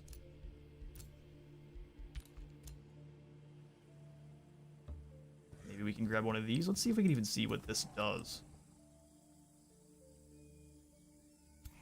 Statue. There we go. An opulent sculpture made from exotic materials, ready to adorn a ruler's residence and inspire legends. Oh, it's a glorified paperweight. Moving your army onto it will instantly grant you some Imperium. That's pretty good. I'll have to go around you for now, but pretty fantastic. Outpost can be upgraded into a city. So it can. We're not going to do that, though. Not yet. Oh, nice gold stash. Spawned a hero's offer to join. Don't mind if I do. During a lengthy discussion on trade terms, you discover an exquisite orb of undead slaying mounted on the wall of Oathsworn grass covers. Wall, I guess. You admire the craftsmanship of the object. Even through the Whispering Stone, you can sense a powerful energy flowing from the orb. This is an artifact that belongs in the hand of the hoard of a Godir, not on the wall of an Oathsworn. Foaming Grasscover soon notices your interest in the object and smirks. Your fascination with my orb of undead slaying flatters me. But only a generous offer could convince me to part with it. We could offer him jewels. Trade the orb for my immortal wisdom. I lose some Imperium. This is certainly a spectacular orb. You must be very proud. I don't want your frivolous trinket. I will go ahead and buy this from you. I'd rather not have to spend my wisdom. I don't want this right now, but we could get ourselves a powerful spirit caster, perhaps. Miao Ying to here. Warriors, let's take down these ogres. Double up on the ogre, huh? You got a first charge. That deals a lot of damage. Inflicts ghost fire. How fun. We should watch the replay.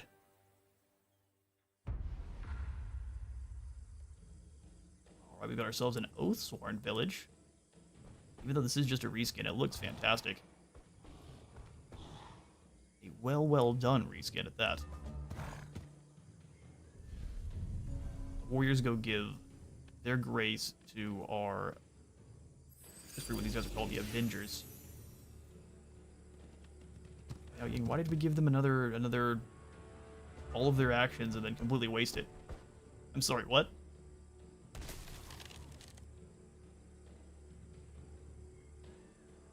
Alright, an interesting strategy. They're going all in on Miao. Double up on the stacks of Ghost Fire. I believe just acts like normal fire.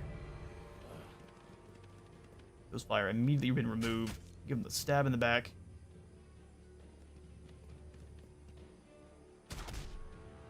There go our Avengers. Second win for Miao, and then probably just the triple kick. Some serious damage. Why did you move? I don't understand that at all.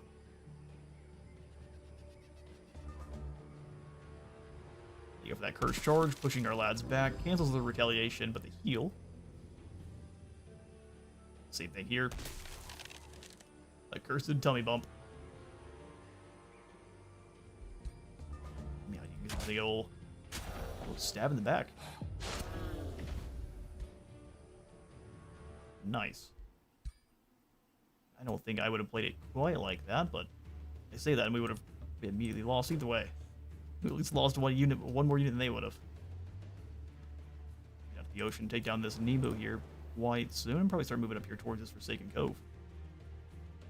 Just kind of clearing out everything around our settlements here.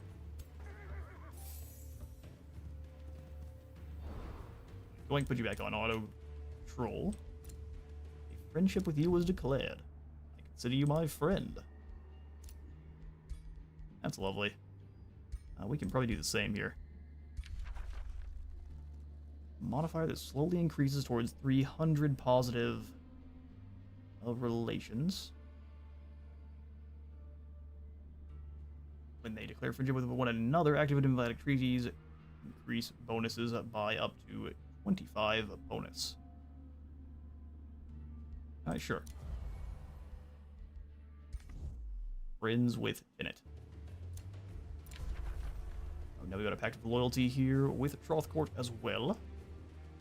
Now they share their vision, they allow us to build on claimed provinces, they contribute 2 trumpets to our rally of lieges, and then they will reinforce in combat against marauders and rulers the free cities at war with. Good news.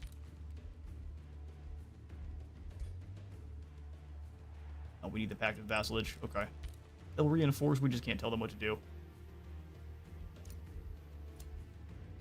Alright, more skill points from Miao. 15 additional health, 10% more damage. I think Frenzy's an insane ability here. I'm going to go ahead and actually specialize our command as well, since the AI is going to continue to use it in their auto battles. Wait, now we have ourselves a signature skill. We go the Initiate of Materium. While army leader, all non-hero units gain additional defense. This effect stacks. It also unlocks Purging Strikes. Base attacks have a 60% chance of removing one positive status effect. And it still is stone. At the start of each turn, gain 2 defense and 2 resistance at the start of the next turn, or until the unit moves. I'm sorry, how often does that stack? Probably just the one time, because it doesn't say it does. While the army leader, all non-hero units gain 1 resistance, and this effect stacks. We got condemning strikes. Gain zeal. Base attacks gain 2 additional spirit damage, doubled against condemned units. Probably a pretty good effect here for us. So the Shield of Faith gains faithful. So upkeep reduced by 10%. And attackers have a chance of losing morale at the end of turn. Alright then. We're going to go ahead and initiate of order for Miao Ying.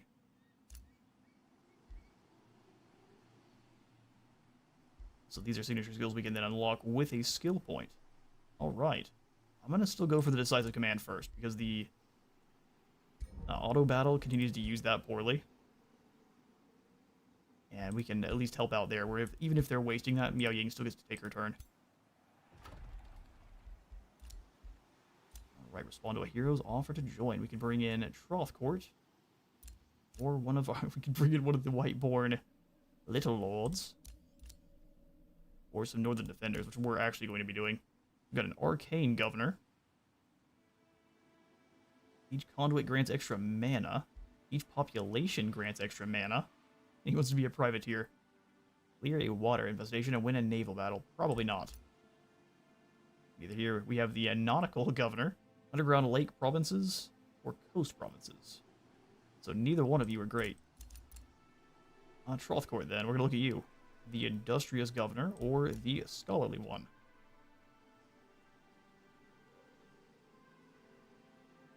Research posts gain us more knowledge, stability, population grants more knowledge. Let's go for Queen Grasscover, who apparently is a member of the Grasscover family.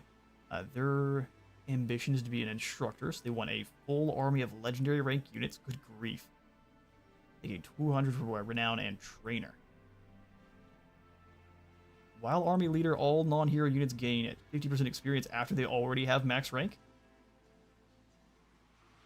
Interesting. So you want to keep cycling units through then?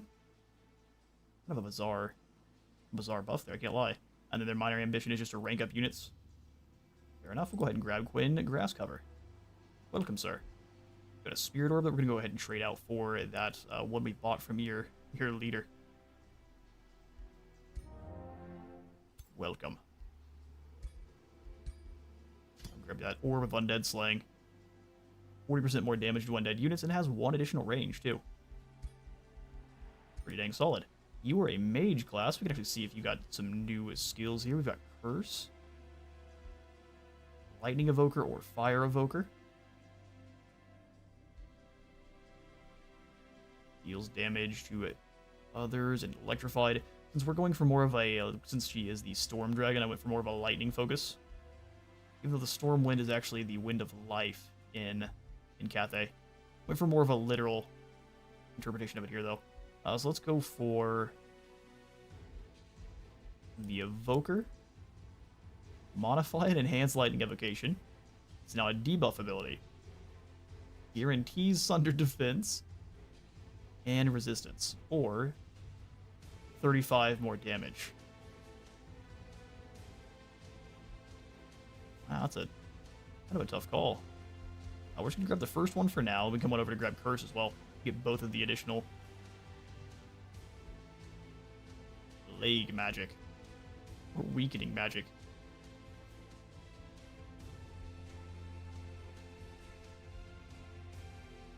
Decaying is so strong. And not regain hit points. Gains a 60% chance of inflicting blind for 1 turn. You can go for Devastating Evocation into Blind, too. And you can also have your Lightning inflict Burned, which is intriguing. A bit of a blend there.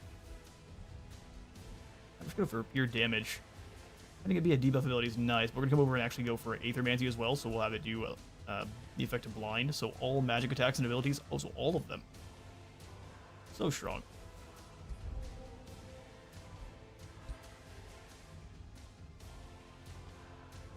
Alright, well, we'll have this lad roll with Miao for the time being, that way we can get lots of extra experience here.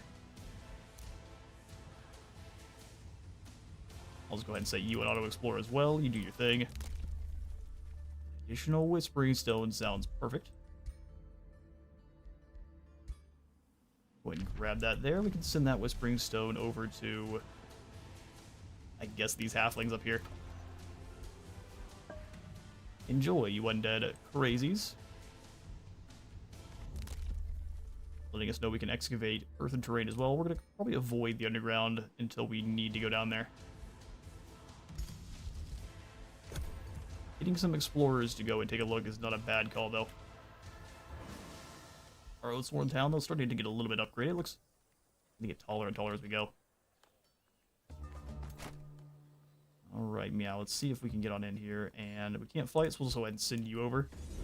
And it is a Nemu and a couple of lesser tides or spirits. And they're going to be quite wet.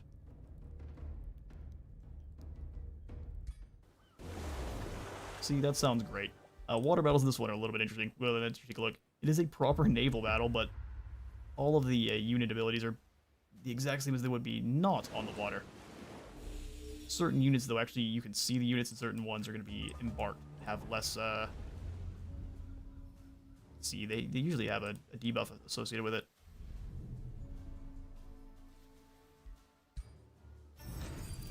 Either way, we've got our hero flagships and our smaller ships.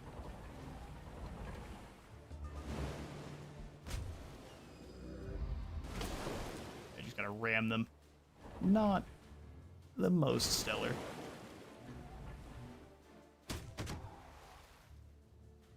You're making me boats bleed.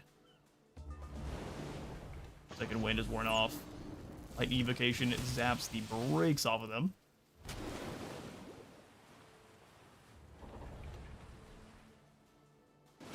Why did you go all the way around there? Was it because these guys were already down? No, interesting. This is not the most efficient of play, for sure. Huh. Well, the boats take down the tortoise, and we shall sell its shell on the black market. Yeah, Ying gained 50 renown.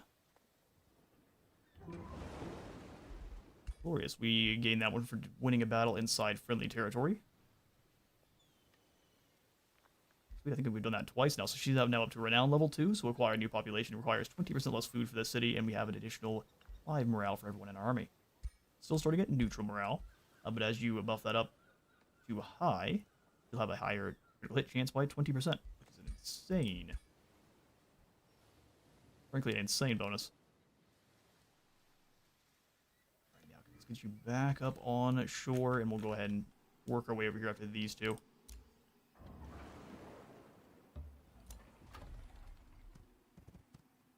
Alright, we expand further. I'm thinking we shall do so. That's an iron province there, so we'll at least move towards the iron province. We'll go ahead and grab another forester here.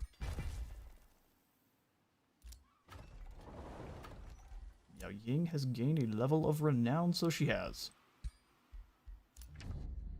We may not be so different after all. We're like empires that trade. That I'm glad to hear. Not willing to go for any more deals with us at the moment, though.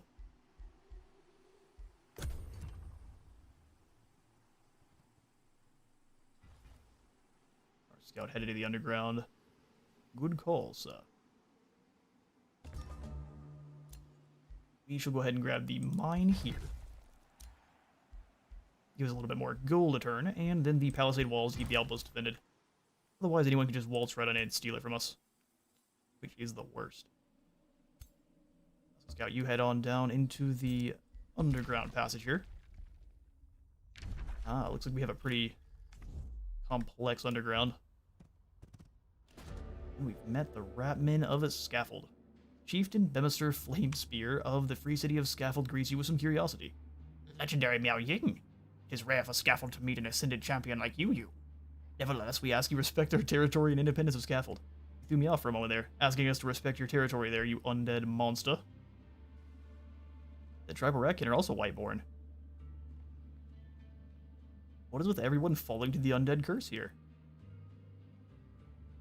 They're barbarians, they're vigilante knights. Completing bounties gives them extra gold and mana. They're adept saddlers, interesting. Often referred to as mischiefs. I'll go ahead and see if you are people of interest. They are neutral, so at least they're not bad guys yet. Being of chaos affinity, though, makes us have less relations with them kind of just naturally. But as long as they are not causing us any problems, we won't cause them any either.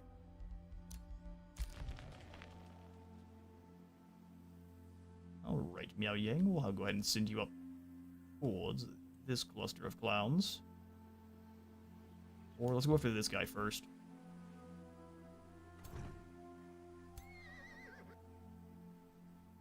You can't quite reach. We'll bring you around to this side. We can expand one more tile. It'll be a while for any of these. Cool. So I'm happy to use my Imperium here. We can expand one more tile to this province and grab another, I guess our first mine for Nangao. Give us some more gold, and then we can fight this battle in friendly territory and fulfill her ambition. Alright, let's go ahead and grab ourselves a Vow Keeper, and then we're probably just going to go for lots of these seal bearers.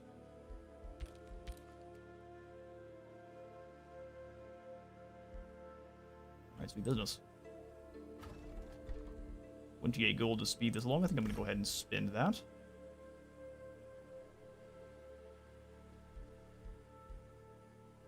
We'll also go ahead and grab the tavern here to buff up the stability. While we don't necessarily care about it being in positive at the moment, going down into negative stability drops all your income by 10%, which is goofy bad. Whereas high stability only buffs up food, draft, and production. So if you go into unstable, it drops all of these here, including Imperium, knowledge, mana, and gold, which is a mess.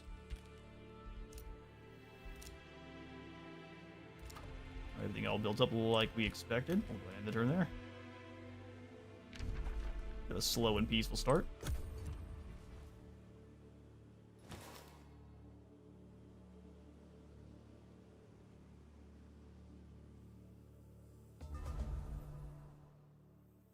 Alright, so what we'll then do is, Ying doesn't care about having units in her army gain ranks, but this guy does.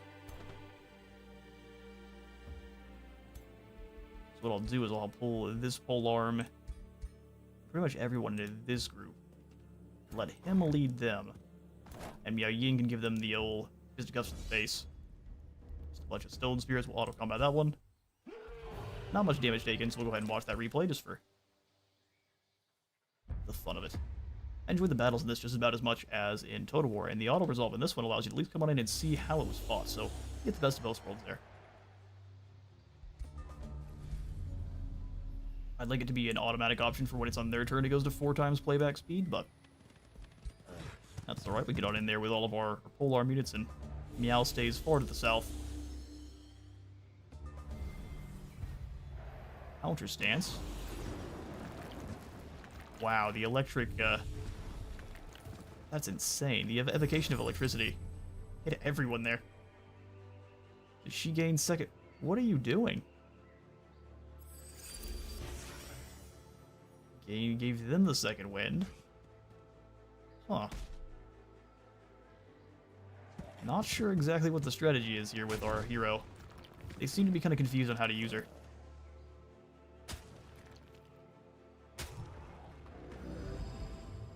Race removed.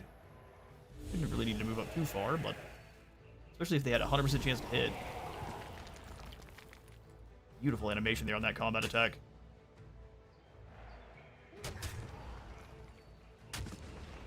Slowed they are, but pretty much dead you are. They fled in. Everyone piling in on our polearms.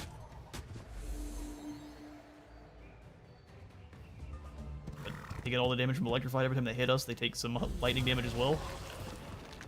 I'm not sure why you keep advancing. They may just refuse to go for attacks if they don't have 90% or above damage or chance to hit. Standing there would have gotten us 3 hits in the same unit.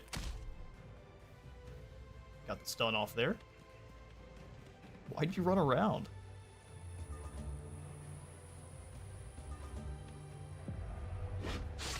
A spin kick slow-mo for the win. Well done, Mommy Miao. So she gained the 50 renown, and you didn't gain any skills, or no one ranked up there, so sadly, no more bumps there for you. Alright, was there any more baddies in friendly territory? Not until we claim this stretch of land here. Don't think we can get all the way up into this province. It is claimed by us. 2 turns till we can get tributary, so vassals gain us 10 gold in tribute. Road building. That's going to take 7 turns, though, so overall not worth. Alright, we've got our monk researched. What next?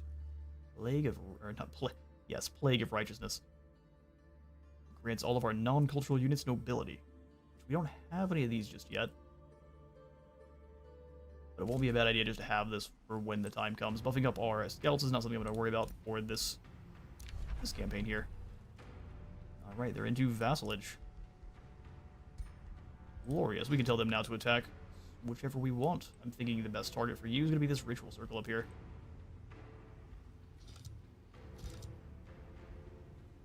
We'll attack in 12 turns. It'll be quite some time. Prepare your armies there then, lads. Good, a diplomatic approach will assure victory. I hope that we both profit from your relation with Trothcourt.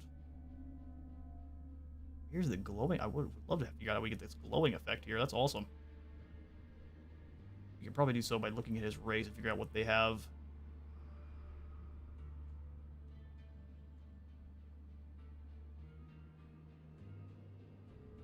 Do they have any? Oh, they do. Inner Mastery here. That's where the gold's coming from. Cool. They would be willing to give us mana.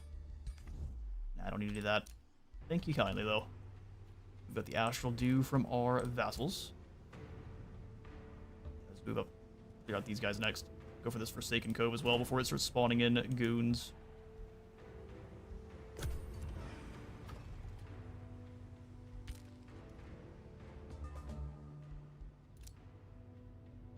Alright, well this isn't in our territory. But how hard would it be to actually get it in there, though? We probably couldn't. Alright, so let's go ahead and just have Miao Ying finish these clans off. We'll start moving over here towards this group of Guardians as well. Hello there. The Angelic Monks. Here we just have a bunch of saplings to deal with, which, while scary, I think we can handle it. We'll fight this one ourselves. Skirmish units are very good in this game because they have been trained now to kite your men. So before they were pretty good, now they're even better because they'll just kite you. And all we have is melee troops for now. Thank goodness this battle mage. How far can you all move? Quite a ways, and how much range does this have? 4. Yikes, you guys are nasty.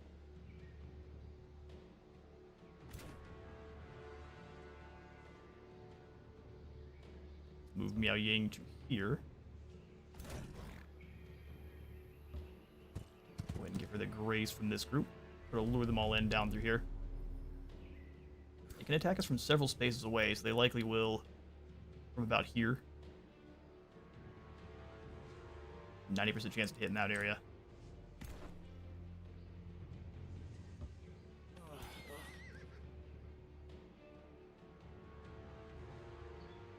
Battle Mage, let's go for some grace on these lads, the Sworn Guard.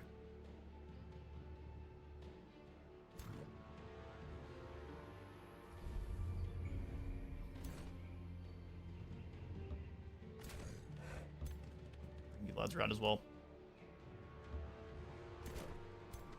Ready to absolutely jump whatever closes that gap there. Alright, so defense mode for everyone else, and we'll say right in the turn.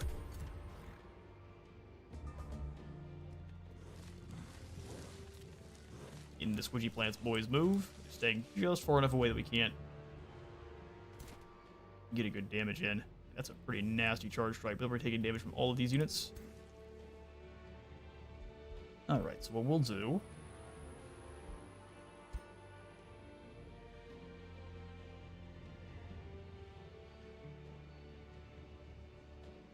better units over here. Sadly, we're not grabbing the Avengers, but let's go ahead and just activate the counterattack here.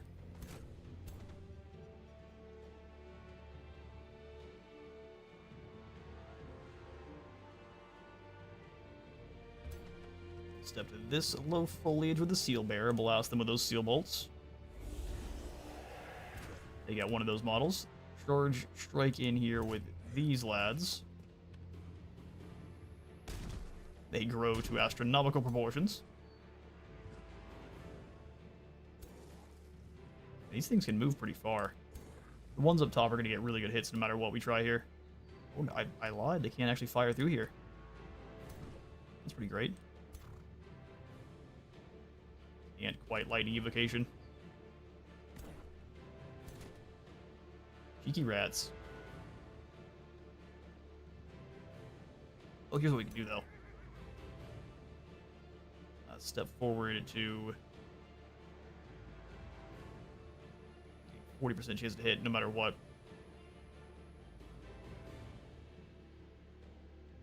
So let's move to here. Over one. Blast these guys. Go for the decisive command. Market can't. Oh, because you're not a hero. I should have read that one.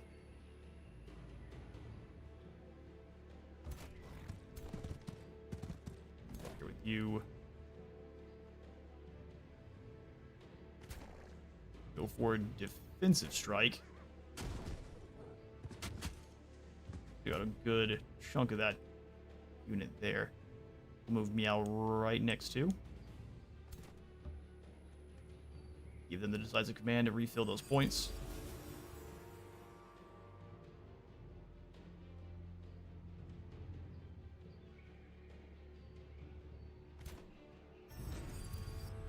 Activate second wind.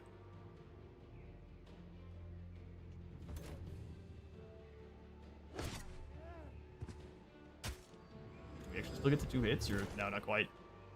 I only hoped. That's at least one of the line thralls down. Bring his spear boys around to help. Let's see what you got.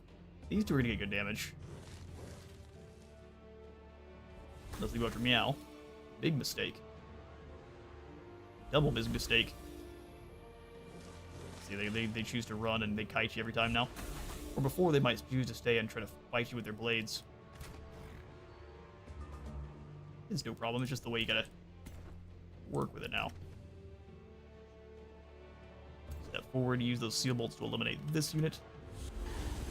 Probably my favorite battle mage animation now. Fantastic. Run up, charge blocked by terrain. That's new. So you can't charge through trees and such now. Good to know for our positioning. The almighty chop. Lightning evocation from here. And they're doing a really good job of staying out of range of that.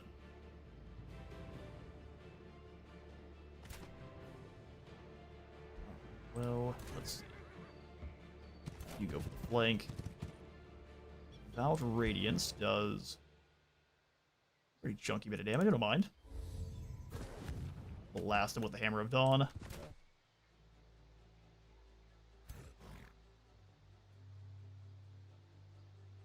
You only get the 1 hit, but it's still worth.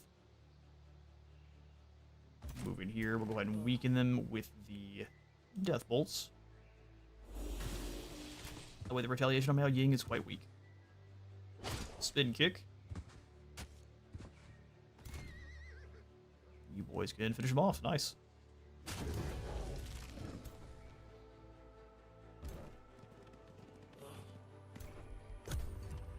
Say you trees. They fumble. They still got the poison on us, but they fumble their attack. We will go for the almighty Helm Splitter for no reason. Finish them off in a single blow. Sunder that defense, and we'll let Miao Ying finish him. In with a spin kick. Cooldowns reset. Nice. So we should have gained a good deal of renown for both of them. You gain 5 renown only. Well, I guess it's more than 0. Yeah, Ying, though, is almost rank 3. 50 more is all we need. So let's go ahead and grab... Leaving sweep. Let's go condemning strikes.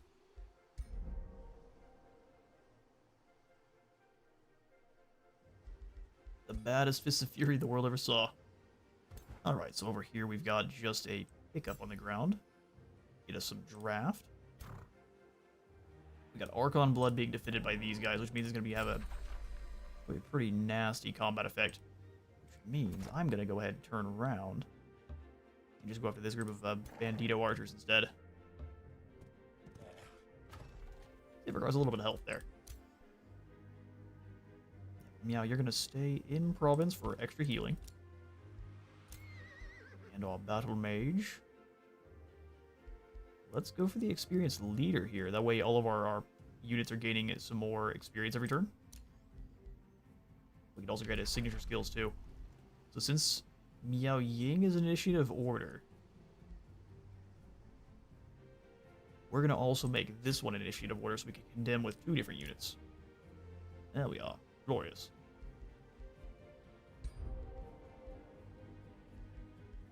$80 more is all we need. It looks like we've used this 4 separate times, or it's a 4th tier. I'm not sure exactly what this means. It must mean we've already completed it 4 times.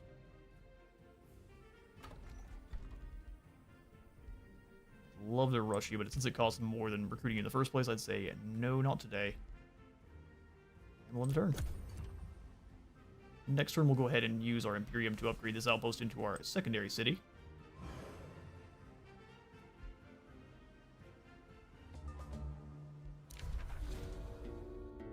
Found desire for fire dragons. We've got 25 turns to complete this quest. Ascend your hero to the legendary beast. Is that it? Your hero, Gwyn Grasscover, greets you warmly. Supreme Matriarch, as your servant, I feel lucky to have traveled far and seen much. Before you can send off the hero to another faraway site, he continues. Part of why I chose the life of an adventuring hero, he's one of those, is because I wish to witness the wonders of the realms. Gwyn blushes. My grandma, Grasscover, used to tell me stories of the fire dragon, and the heroes that garnered renown just by encountering one. My deepest desire remains to witness a fire dragon with my own eyes. Might I go find one? Have Gwyn Grasscover herd cattle to take his mind off of fire dragons. Well, that doesn't seem very nice. Fire dragons? Nah, you need to go herd cows. Go then, as soon may you lay eyes on a fire dragon. This will give us a hero reward and some other unknown mystery bonus. Trouble me with your idle dreams another time, Quinn. Leave me alone, clown. Vassals gain it in tributary. I think not. What we're going to do, though, is come on down to this outpost and turn it into a city. Found a city of the Northern Defenders. Altered Miao Ying's name just a little bit from the northern provinces. So we can't quite reach the Zen Gardens up here, or the Blossom Orchard. The iron over here to grab. We may not have a lot of other real good special provinces to acquire. This Pearl Reef would not be bad. We're filling in the area over here then. So let's go ahead and grab ourselves an additional quarry in this province, acquiring our underground passage so people can't come through if they are from another territory nearly as easily.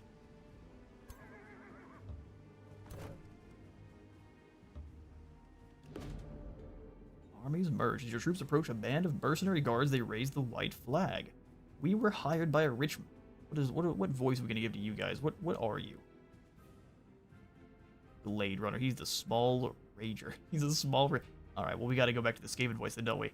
We were hired by a rich merchant to look after the battlefield remnants. The leader of the gang, a Blade Runner, explains.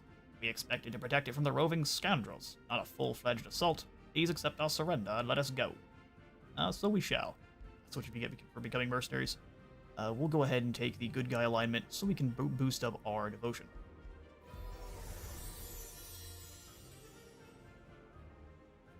Alright, so we gain additional and more devotion from our alignment, now since we are now in good guy. Or at least from neutral to very minorly good. So more relations with free cities and rulers that have neutral or better alignment. And our random events have a higher chance of becoming positive ones.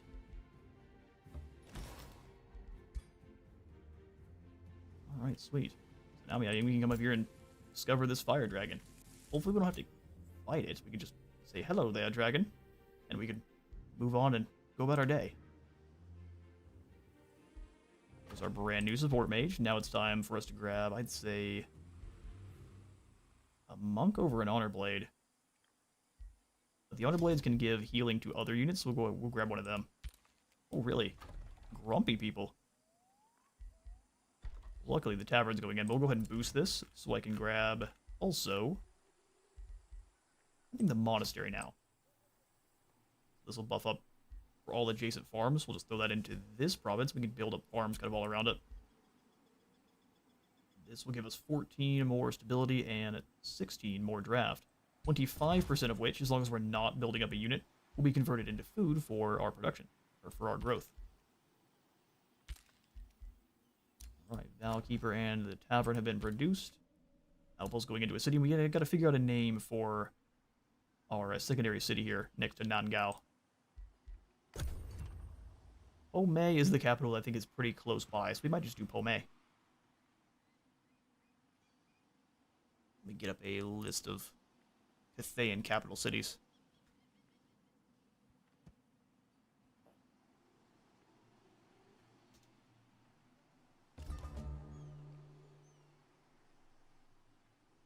Next to the Mountains of Heaven.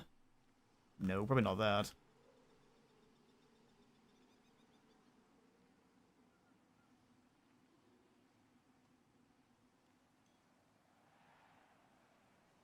Yeah, no, I'll probably just go for Pomei. Which I will likely misspell pretty aggressively. This Wage Inn we can do for the Celestial Capital. It's right next to a mountain. Nangao might be a little bit closer, but still. You longbow riding crazies, let's get up here to join our expedition to go see ourselves a fire giant, or a fire dragon. Ooh, looky there. A dragon made of purest flame. Are you gonna make me fight this thing? That's a little bit spooky.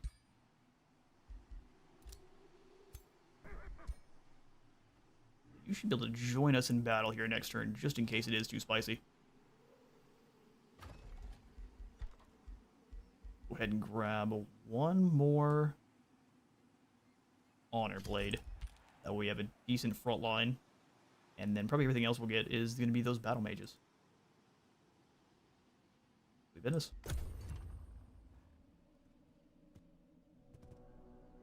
Scouts head to the under passages there. Can't believe we've not met any of the other rulers except for Zorn the Discipled. Actually quite strange. Oh, here we go. We've met another ruler finally. I'm sorry. What is this? An infernal... Your claimed province has been captured. Excuse me. Ephradenir, the evil dragon. The world scorcher cultists. Has captured one of your claimed provinces. Because of your claims, you now have a grievance against him. So you are Supreme Matriarch Miao Ying of the Northern Defenders. I am not impressed. Tread carefully before I decide your realm is actually worth conquering. Really doesn't like us. Well, I'm gonna go ahead and say...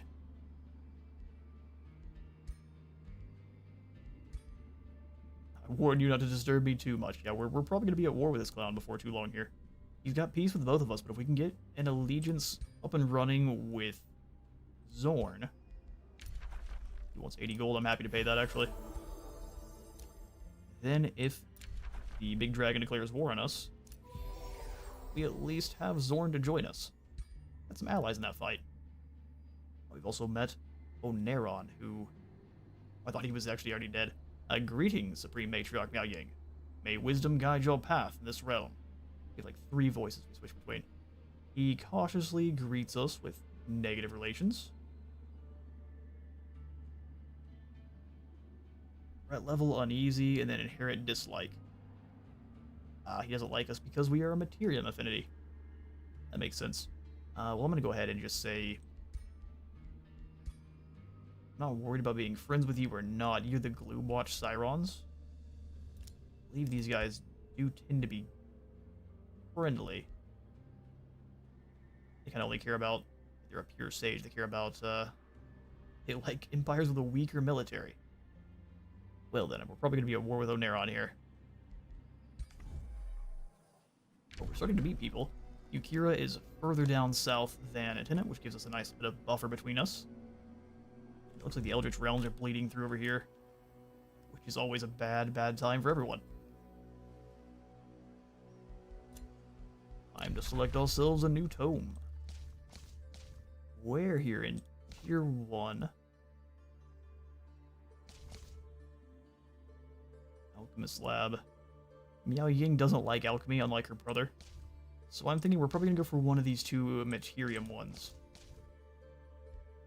Being the Stormwind, though, means she is Lore of Life. So I can see a argument for at least the Tome of Roots.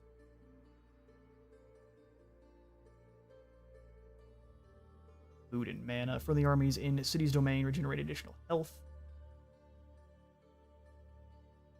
We get Poison Blades on top of Lightning.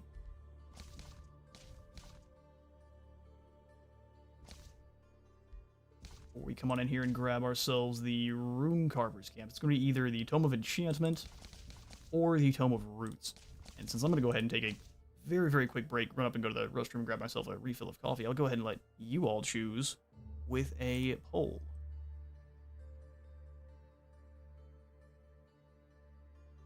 You all shall decide which tome.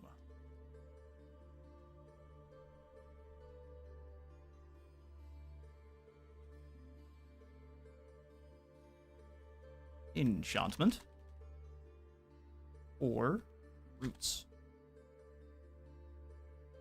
And I will go ahead and be right on back.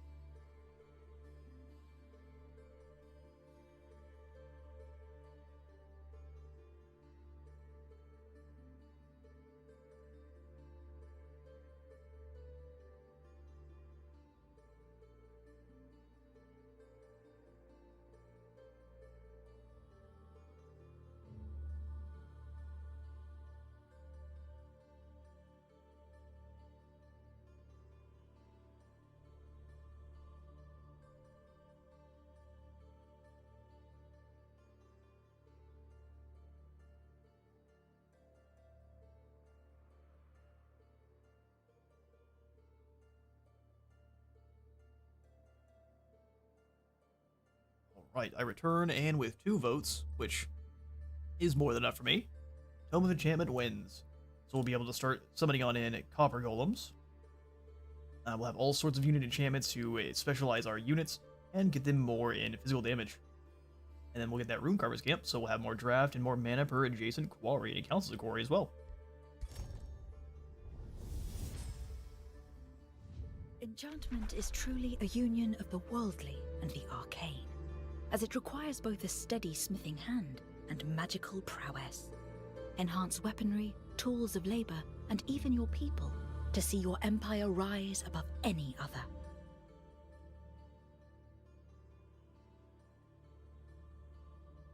Thank you, madam.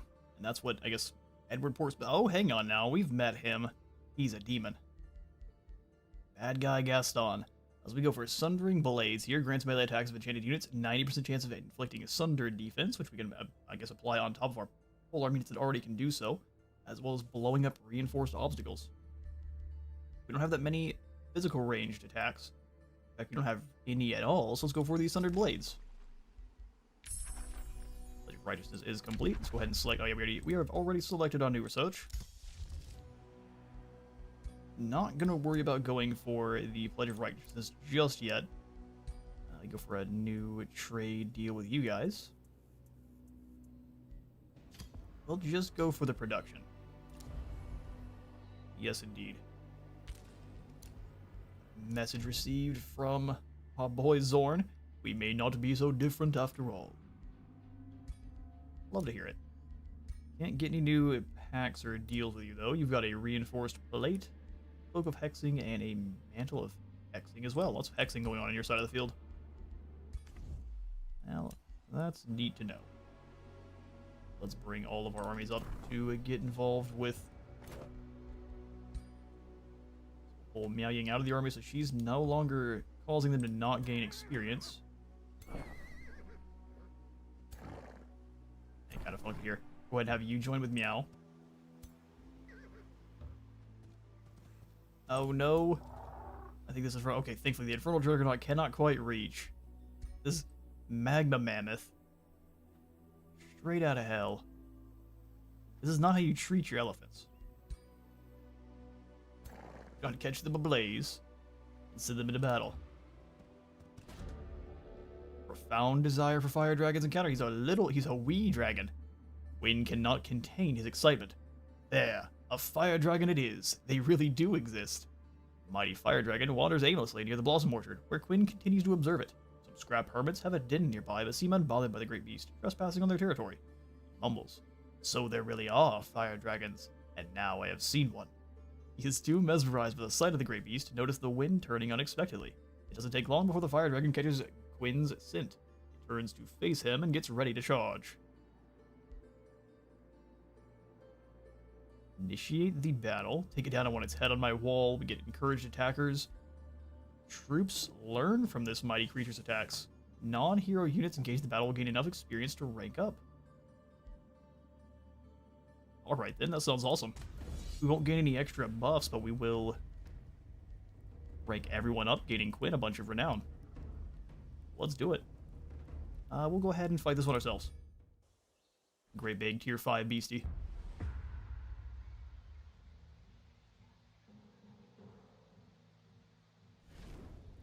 What happens if you blow up the ancient statue?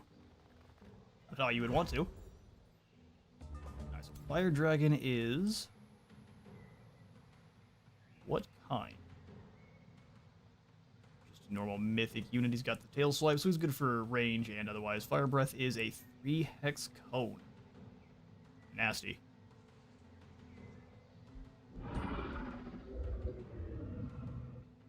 Fair enough, big beastie. So we can go for status protection or just a chunky heal. Quinn, can you reach anyone with your electrification? Looks like not quite yet. Keep Quinn over here. Miao Ying moving on in towards as well. Because both of our heroes are now right in the cone of blastification for this dragon. Which someone's going to have to get hit, so such is the way. Slithers are also skirmish units that could move a pretty good distance here.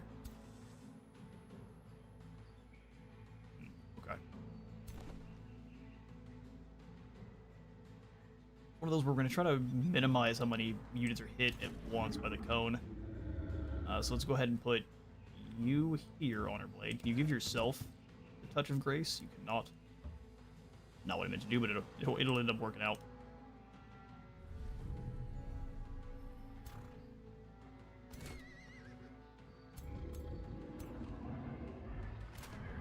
We'll have you go ahead and rotate.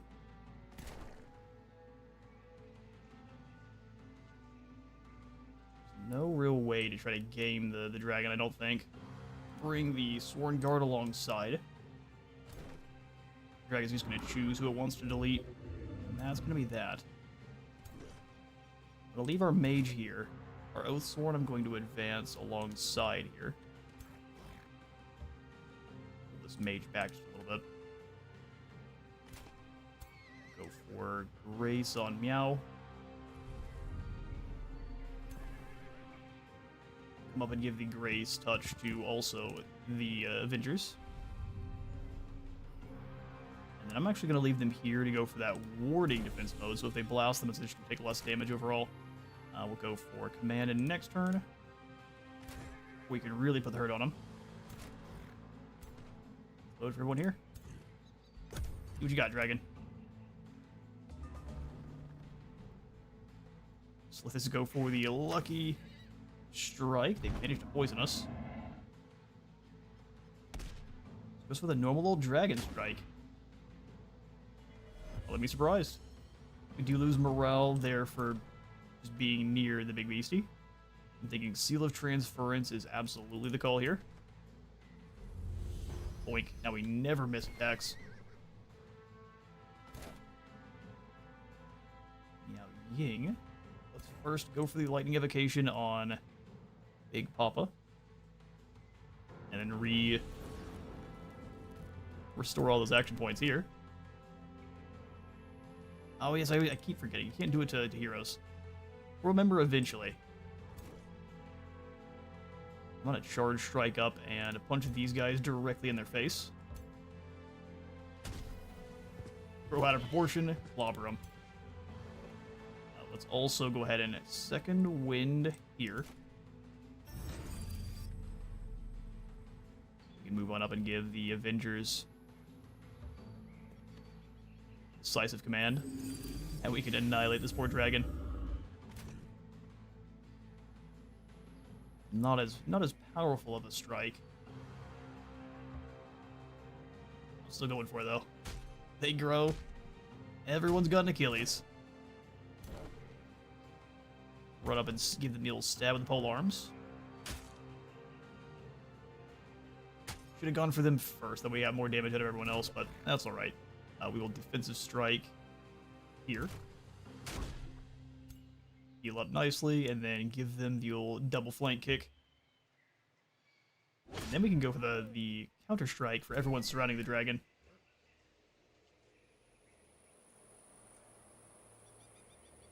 I say we go for the strike. Get a bit more damage for flanking them. And then, yeah, we give everyone here counter stance. This poor dragon. You always wanted to see one, and now you get to slay one. I mean, burning everyone gives the grace, completely negates that. What happened? Did you use an attack? Who knows? Miao Ying, slay. The dragon is yours. Always spin kicking a dragon. The lesser dragon. Alongside here, cancel that defense mode. Love the Nodachi swords.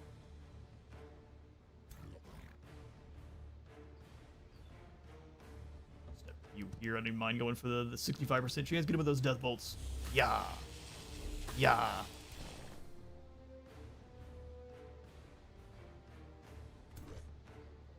Battle Mage, come all the way up. Ladesman, you come all the way up as well. He's not giving the old melee strike. Yoink. Here goes another grab. Hit him with the seal bolts. Only a 65% chance to hit it, but if we do, we Slay them at once. And rest in peace, crabs. Super effective. Alright, a hardy helmet. Extra hit points and more defense. Don't mind if I do. Ying, you definitely need a hat of defensification. Quinn has bested the fire dragon he so passionately wished to see. He sheds a single tear for the creature's fate. He is a good boy, Quinn. Quinn stares at the horizon for a spell, then whispers, "Such a majestic and magnificent creature. I wish it still roamed the lands free and unbound." He then cuts off some hair of the creature, didn't realize dragons had hair, and puts it in a locket. If only Grand Nan Grasscover could see me now. Tiny Quinn, serving a Godir. He concludes, "No one at home will ever believe me. Nevertheless, what a life. You claim a trophy from the fire dragon. All we have to do is bring the dragon's head back, and they absolutely will believe you. You gain the Fiend of Staffs, or I guess the Staff of Fiend Slaying. I'm sorry. Base attacks steal 2 positive status effects from the target. Just Uno reverse the status effects for whatever they have. That's pretty incredible. Those aren't yours, those are mine. And then Quinn gains 70 renown. We can have him reflect on the encounter. Learn Inspiring Killer. Or stimulate him to develop his fascination with beasts. Summons a random... So no, I'm sorry, summons 2 random tier 2 animals at target location. That's the one all the way. Get stimulated, brother. A new rally has started. We get ourselves an Inquisitor, a Seal Bearer, or another Vow Keeper. I think we don't need to do any of that. Same units we have there. Alright, well, Miao Ying, let's go ahead and get ready to see if we can clear one of these Ancient Wonders. Silver one is going to be a little bit more difficult, but we can see exactly what's in here before we go for it either way. Yeah, that's definitely how many times you've achieved it. So he is up to Renown at level 2. And if we so wish, we can give him the Staff of Fiend Slaying, which is a tier 4 primary. I believe you lose your mount. Yeah, you lose your mount with the Ritual Staff. We'll keep you with the Orb for now, because I like being able to move around on the Longma and give everyone the extra heals. Grace is such a good positive status effect. Alright, up to the Steel Bastion. Gives us 1 more province annex range, 10 more gold income, and then finally the Avenger and the Paragon Quarters. 20 additional city income, adds an Avenger unit to all fights in this domain. Alright then. Yes, please. I'd also really like to start getting some of these others in here. Let's go for the library, some of these smaller buildings first, and then we'll cycle back around to getting the town hall built on in.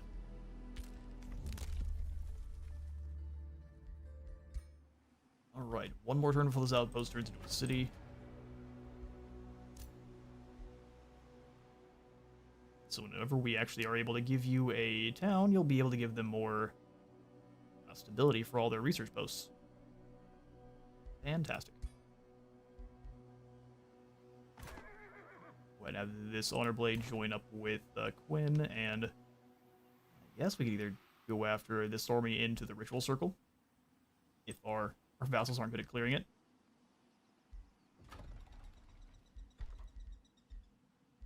Alright, cool. Let's go ahead and end the turn.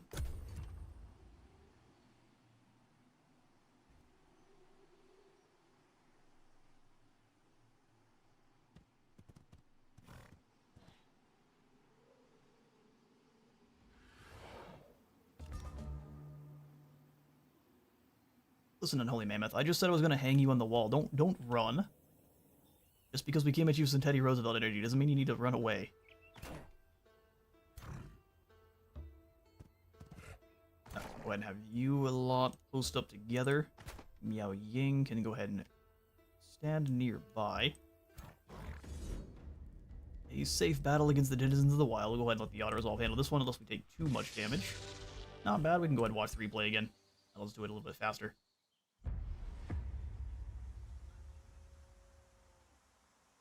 Okay, so we're not in an Oathsworn village, just we're far enough away.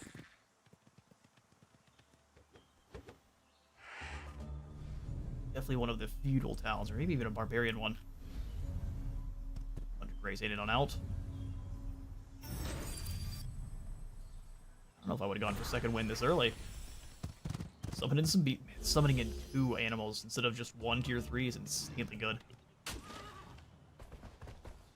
We positioned our support mage where they could get hit first turn. That's not my favorite.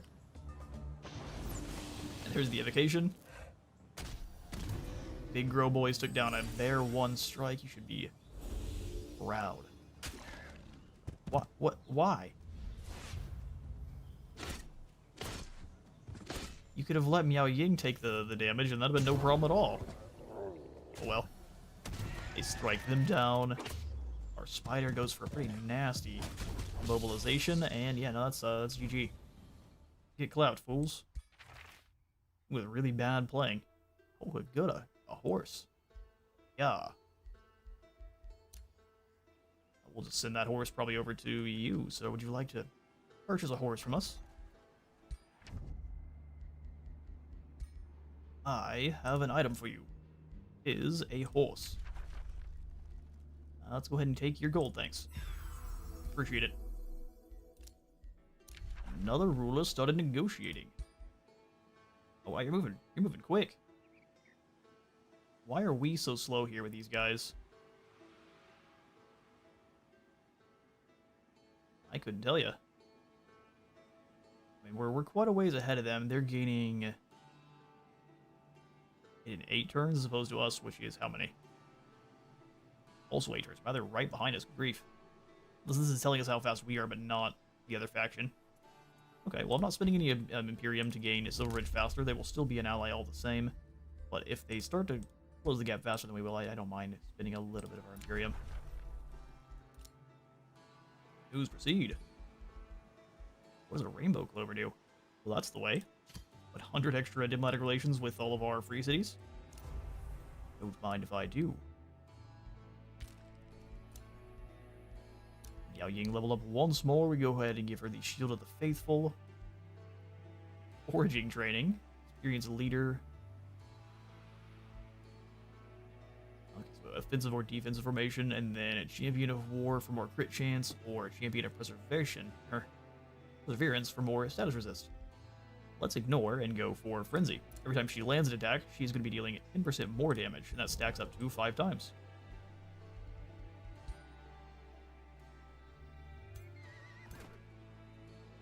Sweet business. But almost said we do need another city up here, but we're going to spread Nan Gao out kind of like a tentacle monster, so I think that'll work. That'll work just fine for us. That's some magical material for us, but don't have that many. Harridan has been founded. We're going to change the name immediately to Ome. And Ome shall be governed by Quinn Grasscover, the scholarly governor.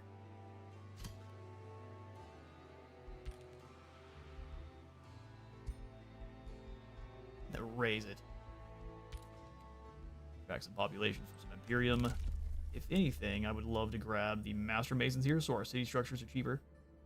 Then we get that in 1 turn, and it costs us 125 Imperium.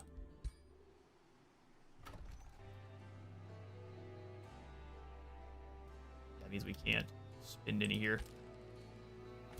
Not yet, at least. That's alright. We'll come in and immediately grab ourselves... We do tend to need the extra production since everything costs 100% more. Let's go for the workshop first, and then we'll transfer over to the library to keep boosting up our 69 knowledge. Nice. Alright, well, Miao, we can at least take a look here. We will explore it, and then we can always say, no, I prefer not to fight. Once we do conquer it, though, we'll get some Imperium, 25 more mana, counts as a conduit, gives us 2 knowledge for research post in the city domain, and gives us the Blessed Soul, which is a very good spiritual unit. Alright, a new creed. As you approach the Pilgrim's Passage, fading unreadable words are emblazoned across the first footstone. You see a crumbling statue at the far end of the temple, depicting an ancient, unknown Godir. Before you can progress further, the Shrine of Smiting appears, followed by a booming voice. You walk in the divine halls of a Godir long lost. Are you Supreme Matriarch to be its new patron? Prove you are worthy through this trial. Confess and prove you are worthy of our devotion. Your army looks at you, curious as to how you will respond. I have nothing to confess. Challenge me. Or pay penance. So the army we're facing is huge. We will leave for now. Good to know. Yeah, we continue to level up by beating up these guys down here. And then move on over here to this ritual circle. Alright, this is definitely the last Honor Blade we are going to recruit for now. Go ahead and grab us another Seal Bearer for some combat magic. Nangao could almost move on out to this province, but we'll do that soon. So the monastery gets buffed up by farms. We'll grab another farm in here.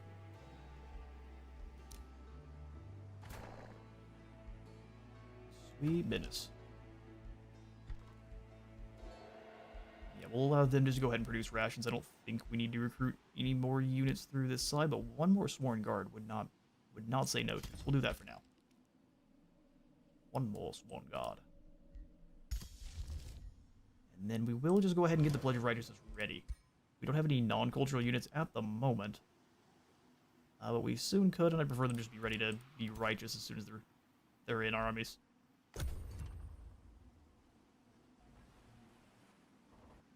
Nice job dirtling. Was there something here that you can't... Hang on now. We're taking over. A bunch of unknown rulers. Oh, excuse me. The Colossus Moon. Oh, okay. The full moon draws closer to your world. Its pull on the oceans climbs to unprecedented levels. This is a moon unlike you've ever seen before. It glows a white, hot steel shield. Soon, salty waves stir with such violence they wash over beaches and cliffs alike. Storm clouds black as ink form over the seas and deluge the continents, their burdens spilling on the saturated surface of the realm. The Colossus Moon reigns supreme. Shores cannot contain the seas, and thunderstorms flood the lands. Thunderstorms are active in combat, so all units become wet, and one random unit takes lightning damage. Those are some malevolent thunderstorms. And then regions around the world turn into swamps. Thunderbolts and lightning do not frighten me. Galileo. There was an army there. They're hidden until you get very close. Interesting. Well, let's get you on down here. Keep exploring. Your auto-explorer once more. Pledge of Righteousness is ready to go. We're enchanting nobody. That's alright. They'll remain enchanted the entire time. How lackluster that was. So has it transformed everything into swamps? Or what? No, those are all still grasslands and forests. Maybe the ones that are right up next to the coast? Interesting. We appear to not be affected for now. Which I am absolutely here for. Another ruler was denounced. Let it be known that Zorn the Discipled has crossed me. He is not to be trusted. He ignores claims on a province. Well, that's quite rude. Fortunately for you, I don't care. Not even a little bit. Huh, so maybe this is going to go on over time. More and more provinces will transform into swamps. Guess we'll find out, because it doesn't seem like any of them have turned into one yet. Everything's still grassland and foresty. Even the things that are right alongside the coastline here. Huh. That's all good. Let's get down here and get ready to do some fighting. Hopefully they're all in range. We can do one big scrum here, or not. Temperatures in the immediate area rise and fall intermittently as a group of elemental beings panic at your army's approach. The Wind Ranger, seemingly the leader of this group, wavers unsteadily before you. It seems aware that engaging you would result in almost certain death, and is unwilling to abandon the group. Will you attack them, or allow the Wind Ranger and his temperamental allies to retreat? We will go ahead and allow them to go, gain us some more good alignment. We are now up to an adherent. So now all of our cities have 10 additional stability, and we gain 3 spirit damage as long as we are not flanking someone. And great. You just step up and grab that knowledge. We can fight this battle as well. Looks like these ogres are not amused, and they're not going to run from us. Thunderstorms. How exciting. Let's go ahead and have this one be auto. Safe battle should be no problem. Yep, we're still going to watch it though, because it's lots of fun. Do the thing, lads. Where's the thunderstorm on the Dust Bowl map? Oh, they got zapped first.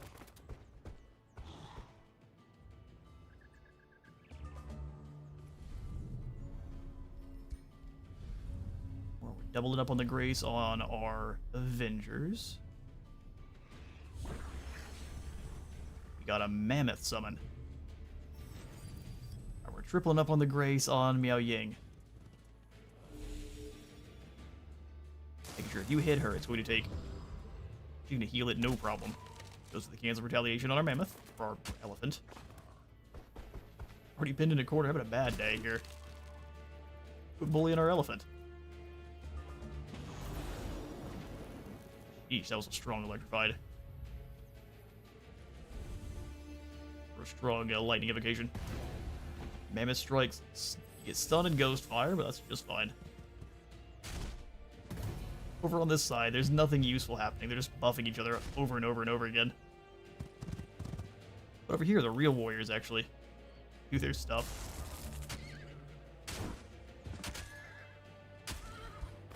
Alright. I'm gonna finish it with a snake. A quick snake bite, and the hound dogs are felled.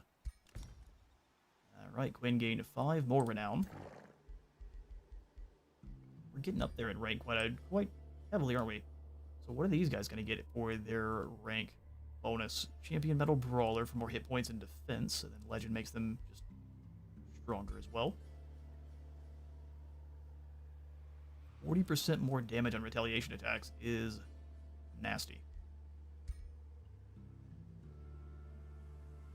You get the Evoker, so you ignore status resistance, normal resistance, and defense. Then do more damage in Legend, and then what do you guys get, Avengers? Well, they gain the Sprint ability. Well, that's amazing. Alright, well, it's time to clobber this ritual circle. Pirate Cove's gonna be a problem, too. They got a full-blown Kraken over here. Integral Vortex. We'll be having none of that. Rune Carver's Gamp is mana per quarry. Both of those are per quarry, but we don't have any quarries going on here. If you're to be a 2-turn, 10 gold boost. I think now we'll just go for that Steel Bastion, an 8-turn gold boost. And we can also go ahead and grab the 20% less cost to build. I think we've already used the... production, unfortunate. Should have checked a little bit sooner. Still, I'm going to go ahead and grab this Master Mason's Empire skill, though. That way all of our city structures cost less.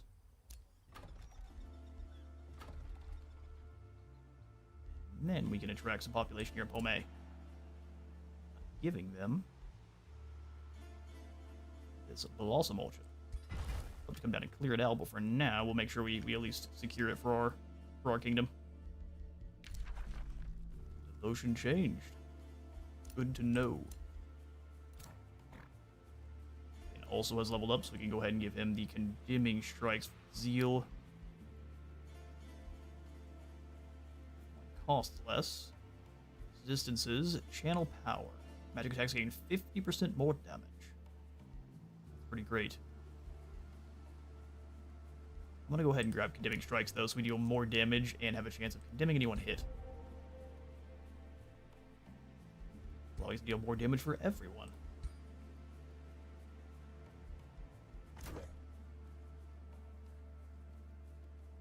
Now there's not much else we can do with you, so just get ready to go join back up with Miao Ying's army here. 2 turns before we have another one of those guys, we'll go ahead and pass on through.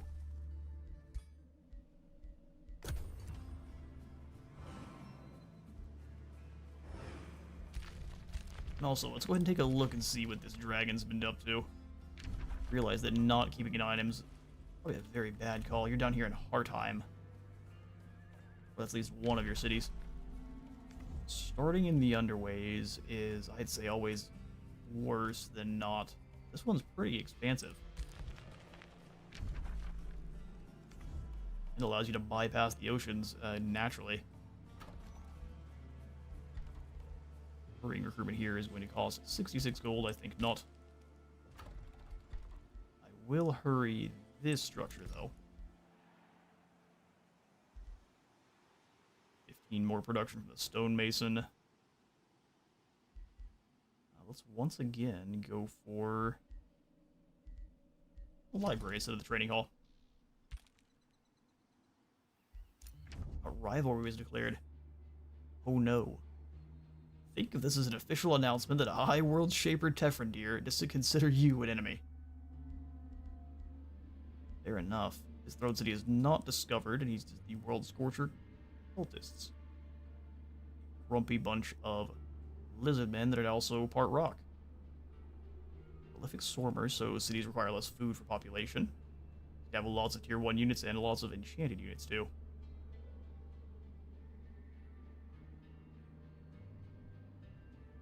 Driven by war and never surrender extermination and expansion.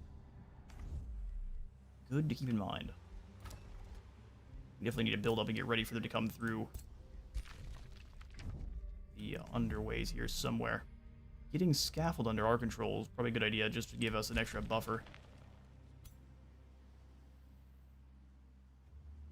Alright, so what we'll do is come on over here and take down this infestation.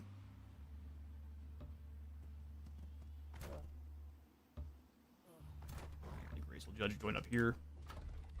Sealed Bearer comes in that one turn for 66, which I'm again not going to spend, and we'll pass the turn. Meeting a Misguided Boulder. Elder Bandir Windwalker, the Free City Boulder, greets you with a wicked smile. Okay, so primal culture, what are you people? Stout Wild Wardens, and yet another Whiteborn. A race this time of dwarfs. They're also Joy Siphoners, so they're very angry dwarfs. The Ash Sabertooth, so they're silver-tongued and they're merciless slavers. These are more Slanesh corrupted chaos dwarfs. How interesting. Your so-called benevolence only makes you weak. I will prove to the people of Boulder and everyone in this realm there's no such thing as right and wrong, only strength and weakness. You're at war with Boulder. Alright, so be it. The news is they're at war with, when they're warmongering like this or belligerent, they're at war with everyone, not just us. So they'll throw hands over here with these factions too. Cool stuff. We'll come on back up to the north here and end the turn proper.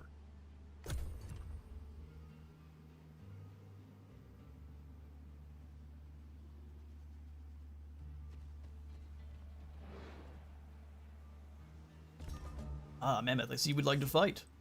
I'm absolutely here for that. Quinn also gained a little bit more renown. This is not Quinn, this is Miao Ying. Only 65 more needed to get him up to rank 3. Sweet. We also got the Sundering Blaze enchantment finished on up, so let's grab ourselves a new research. We've got Inner Mastery. And Focus Aim. And so we could go ahead and get our minor race transformation on in. Ignoring a little bit of statuses thrown our way is a pretty good option for us. Come the invading forces, so we got to deal with the mammoth-led wolf pack. Integrate this city. Glorious. I think we probably will. Just as soon as we're able, we'll go ahead and bring them into our own city.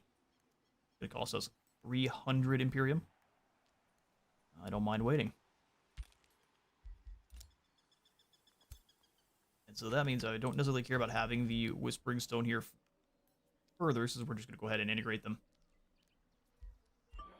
Take the Whispering Stone out. And let's go find another free city to be buddies with. Possibly. But no one's trying to influence the Ratmen, so we shall.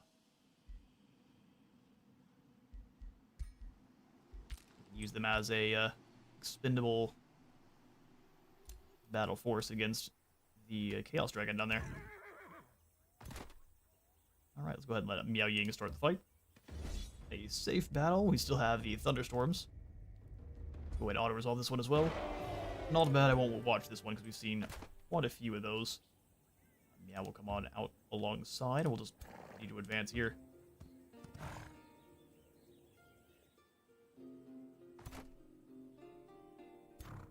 getting a outpost next to Pilgrim's Passage is probably a good idea. So we can come up and grab... So once I've dealt with the Ritual Circle, we'll circle back around and grab... Or best, rather, to grab an outpost over here. We should be able to get a new hero quite soon. 4 more turns. Maybe before we even know it. Go ahead and grab yet another Seal Bearer. Want 3 scary range units in the back. Down here at Pome. Sworn Guards are almost on in. I don't feel like rushing them for 26 gold.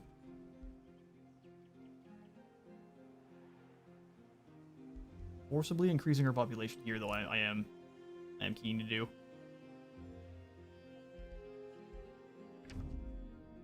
Where are the goodies here? We've got one of the Blossom Orchards down a little bit further. Fishing ground off that way in the Pearl Reef. We just need to start expanding down further south. So let's go Forester here. Get that split of production and food.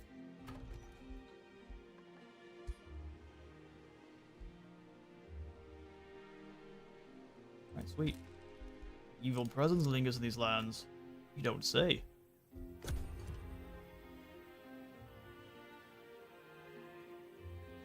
Since they're invading, they should come over here after us. If they stay here in one spot, it'll be a little bit harder to crack this zone. Come on, Battle Mammoth. There you go.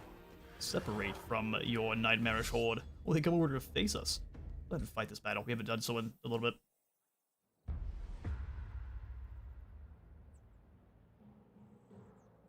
think we've got the wrong kind of... Ouch. That was rude. Got the wrong kind of terrain here. The thunderstorms are supposed to be sweeping across the land and turning everything into swamp, but instead we have deserts.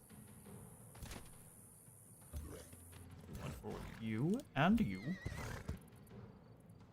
You know, that touch of grace. Go ahead and speed along all them.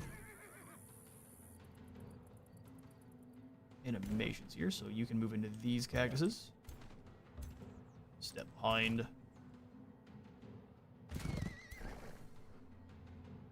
Let's not walk through the cacti and take damage. Please and thank you. Race on Miao.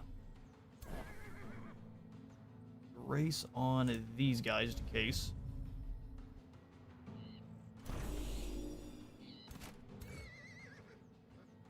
Already applied yours. And you can turn around and give grace to these guys. Can't quite reach us, so they're not going to move all the way over here. They'll move just enough to threaten us without moving in to really take damage themselves. Let's be real aggressive here with our mage. Yeah.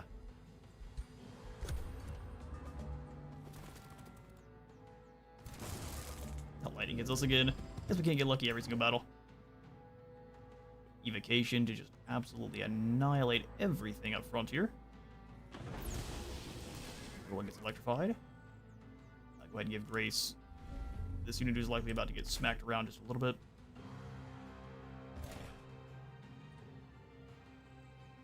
Ready to counter those Inferno doggos.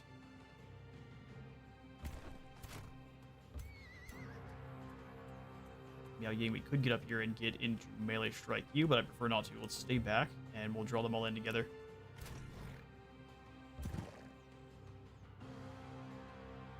Let's go out around. A little bit of a mistake on my part.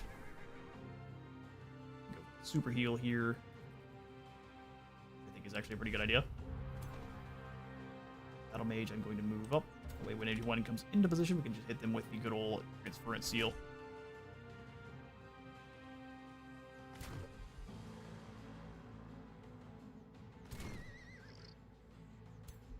Go ahead and grab the counter stance. Hit everyone in this general area here.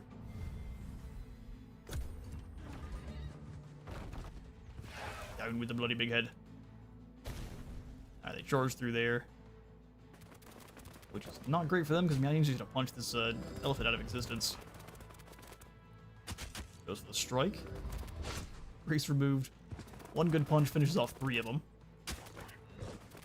It's either going to try to stop Miao Ying from doing any damage. Bold strategy, Cotton. 33 damage. Schnikes, they're mean. We just go for the Devout Radiance here. Slay both of those Chaos Doggos with the Righteous Hammer.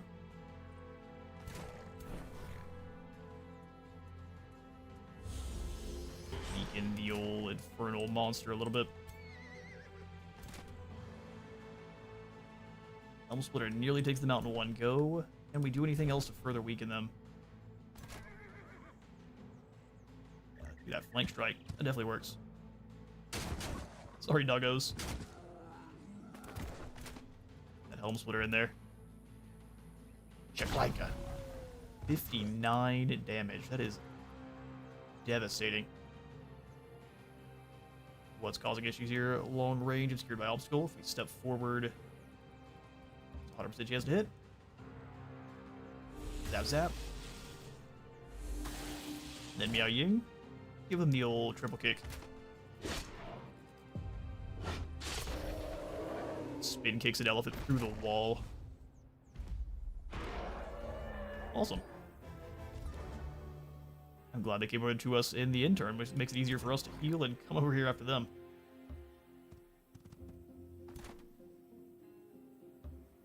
Move from both sides. We'll finish them off here next turn. Evil's presence lingers in these lands. No problem. One of the other faction leaders has been returned to the void. I wonder who. No one we know. Thundering Blade's ready to cast. We'll go ahead and get that going. And now we've got ourselves another polearm user. Perfect. We'll go ahead and bring them up. And get ready to join up with Miao Ying's army here.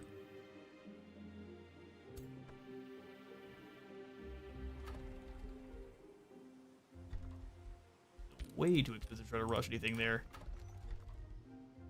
Homei's library. I am more keen on rushing. We'll grab a training hall to keep buffing up how much gold we're gaining. Ooh, hello there. So you, a supreme matriarch. This is her name. This is how the voice she gets. She gets super deep voice. Supreme matriarch Miao Ying of the Northern Defenders. I am not impressed. Tread carefully before I decide that your realm is actually worth conquering. Seems like everyone wants to say the same nonsensical burglar stuff to us. I am not afeared. She's probably the other Oathsworn. These are the Strife ones. Yeah, that's definitely it. So, Magaira, the Strafe Oathsworn. Strife Oathsworn? That's the one we're looking for. Greetings, Supreme Matriarch. May wisdom guide your path, the Lightning Cats. High Matriarch. In Namru. In Kahan. Doing the polearm dance back there.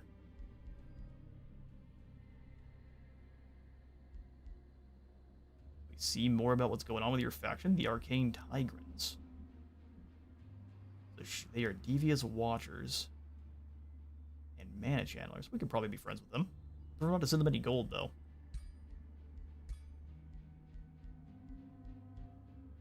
And I think we will not be doing any negotiating. But where are you located? Oh, he's got a city on the surface now, Halfheim. And they're expanding quickly, aren't they? They've got 2 cities. Where are the Tigrans located? We haven't discovered them. Fair enough. We shall soon.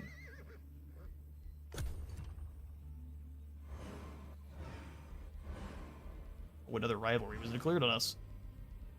3 of them. Oh no, just one on us. Ruler was denounced, the Strife Warlord, and then a rivalry between the Chaos Dragon and our friend, which makes sense. And Gao can annex another province. We should go ahead and get ourselves another farm here, which should also boost this monastery, so it just farms all the way. Sundering Blades is ready to launch. Our polearms are even more sundery, and everyone else at least also has the same effect on their melee attacks. don't know why you're so worried about declaring everyone your rival, but go ahead. I am unafeared by you, Yukira. Announced they declared a rivalry, and then negotiations have succeeded here with Silverbridge. We shall soon have a pact of vassalage. Good. Good. Another ruler has returned to the Astral Void. Yeah, fighting those dragons is dangerous. You gotta be careful. We're not so worried, of course. Finish off these nightmare doggos, or the nightmare doggos, and their leader, the Rapidash of Doom.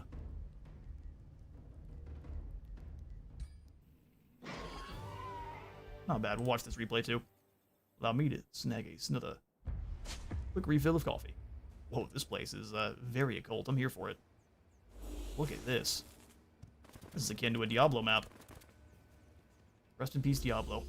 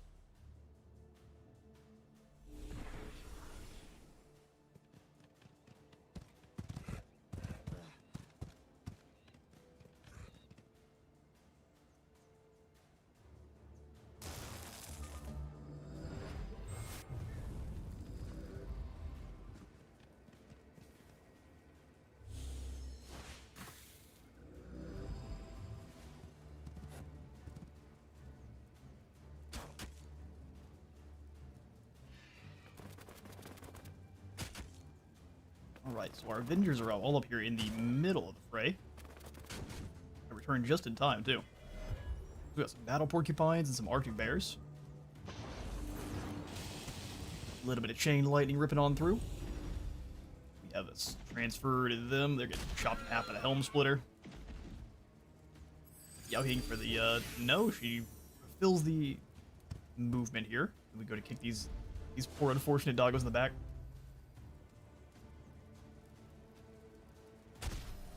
Bigger than life Avengers slay those chaos dogs. I don't know, I feel like I would have gone for the Miao Ying strike to finish them, but sure. Full arms, rush on in. That flip strike is fantastic.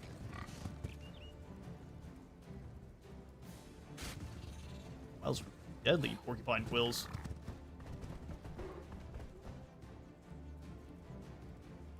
The AI likes to use our main leader here rather strangely.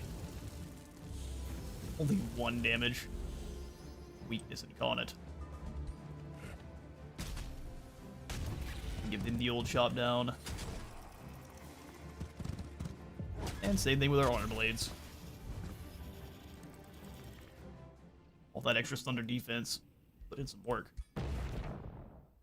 Ooh, and we have ourselves a fire wyvern mount. Very fast movement, cavalry, flying, and some fire resistance.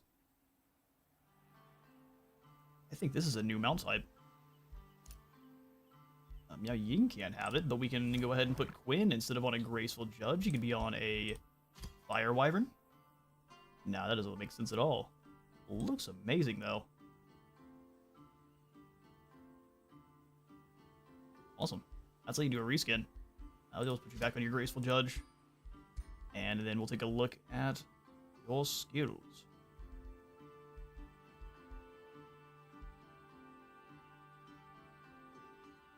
I'm thinking going for our mortal champion here. That way all of our heroes, the offensive formation, giving us more damage for everyone adjacent to one another. Pretty dang solid. Because we're using him as a kind of a main commander. And Miao Ying's army's kind of filling in slowly. That is a lot of ogres. A fight we could probably win, though. Oh, size matters not. Baby Yoda. The towering river troll gibbers in terror as your army approaches. It hunkers down, hiding its features behind gigantic fingers. You can't see me. Seeing their leader submit, the rest of its tribe follow suit. The area is soon filled with the sounds of mournful howls and deep-throated cries for mercy. You allow the plaintive river troll and his gigantic clan to retreat, with you attack. Conscript them as laborers. Oh. Draft is blocked for 3 turns, but yeah, no, we're absolutely conscripting these trolls. We don't gain the extra good alignment, but we do gain production. Force those trolls to work.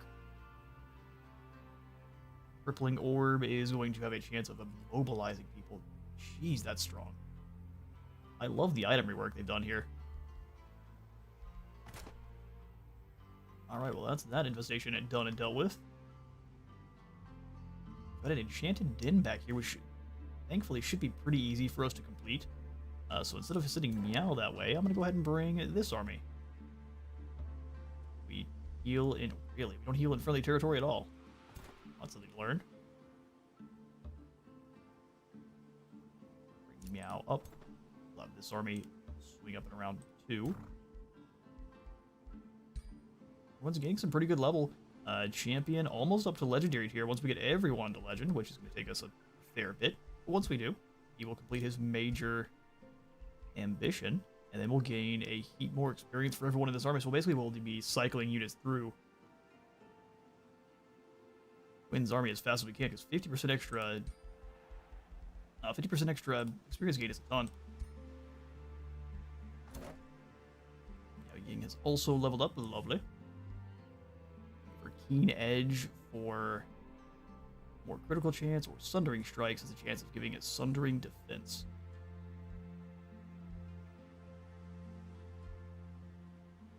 Has a slight chance of instantly killing. Well, let's get on in there towards that one. Extra critical hit chance is also amazing. Alright, so we'll move up here to go after this random Marauder Guard. Namgao can be upgraded a bit further. And so we shall. We've got lots of options here. Paragon Quarter is going to take forever, so that's probably not going to be the call.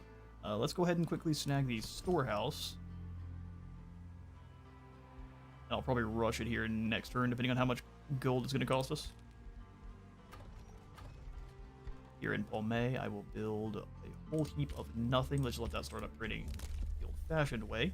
And we will start working on that 300 Imperium we need for integrating a Throthcourt into our faction as our own city. All is going quite well. Armina, you come up here to join Miao Ying's forces. Oh, I'm sorry, hello? Venin Walkery, he's a good boy? I am so confused. He's a preserving diplomat. You are the most monstrous-looking creature I've seen. And you're generated by the game, too. This isn't one that is a base one. Nasty floating rose skeleton. Alright, well, hail, Supreme Matriarch Miao Ying. Allow me to introduce myself. I am Primeval Progenitor, Venin Walkery. Many Godir make war. I aim to make peace. Alright, well, sure, we're gonna be friends with this horrifying eldritch monstrosity. I'll go ahead and send you a welcome gift. You're at least friendly with me. I accept this gesture of goodwill, Miao Ying. Thank you. Yeah? Yeah, I don't trust you at all. He wants gold for that Wizard's Bond? I think not. We'll get there over time. We could go ahead and maybe give him a kind of weak Spirit Orb. Just go ahead and say, consider this a gift. We're up to Respectful now, so maybe in a couple turns, we can grab this Wizard's Bond without worrying about having to pay any gold for it. We need to have good relations with free cities. We need to not start wars, have a smaller domain. Oh, if we have a smaller domain, it doesn't like us, and if it doesn't, they also won't like us if we break treaties. So, truthfully, we have all good stuff here to be friends with the Rose Monster.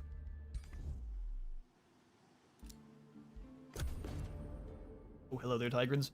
Meeting the enigmatic Starlit Sanctuary. Sage Astrononio, Fate Weaver of the Free City Starlit Sanctuary, greets you with a sage, vaguely insufferable expression. Salutations, Miao Ying. We're running out of voices here. The arcane tigers of the Starlit Sanctuary extend a hopeful wish of mutual neutrality. Our diviners foretold of your presence in these lands. We only seek to further our understanding of the arcane arts and remain amenable to fostering a mutually beneficial relationship with your mighty empire. If we cannot, we hope to at least stay out of each other's way. Where are you guys at? Down here in the bottom corner. No one is currently influencing with you, so we'll see about getting around to it eventually. Well met, sir. I'd like to hang out here with Miao, Ying, and company, and we'll pass the turn there. As long as we're not the ones that start the war with the Chaos Dragons, the creepy Rose Lad will at least still like us. Which is something that we care about, I don't... maybe not. For our next research, we can go for our Awakened Tools. Target City has 20 extra production, draft, and less stability. Hello there. Can you reach to help us out in the fight?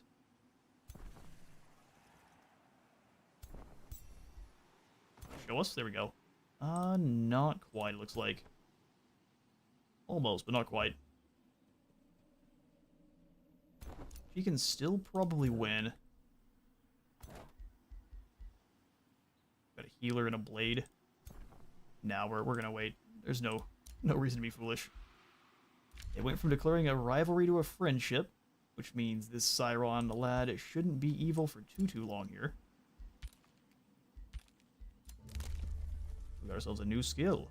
Arcane Artisans. Mines grant 10 mana. One more Whispering Stone, and we can go for the extra city cap, which we haven't even reached yet. Haven't even reached yet. Storehouse is going to cost 104 to rush. Ooh, I don't want to. But we're going to. And then we'll go ahead and snag... If not the stonemason, we'll snag the shipyard here for even more. A quick gold bump. How many more turns do we have to wait before we have our... draft upkeep back? Wish there was a way to find out. I'm sure there is, and I just don't know where to find it. Maybe the city tab here? No. Huh. That's alright, I won't spend too long searching. Maybe I can just go ahead and hang out right next to this monstrosity. And we'll throw Chaba here next turn. Glad, let's move through and get out of their territory so we can at least heal. We can take down these ogres in the way. Sweet business.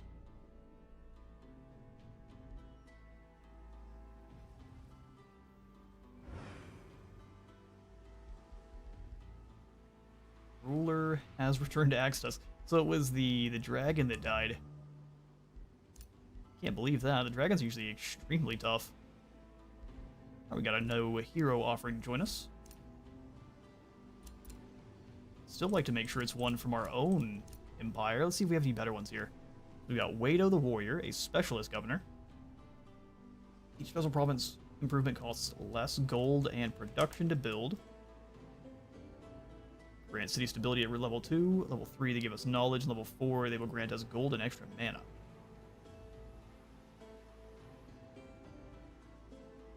Shifu the Lifebringer.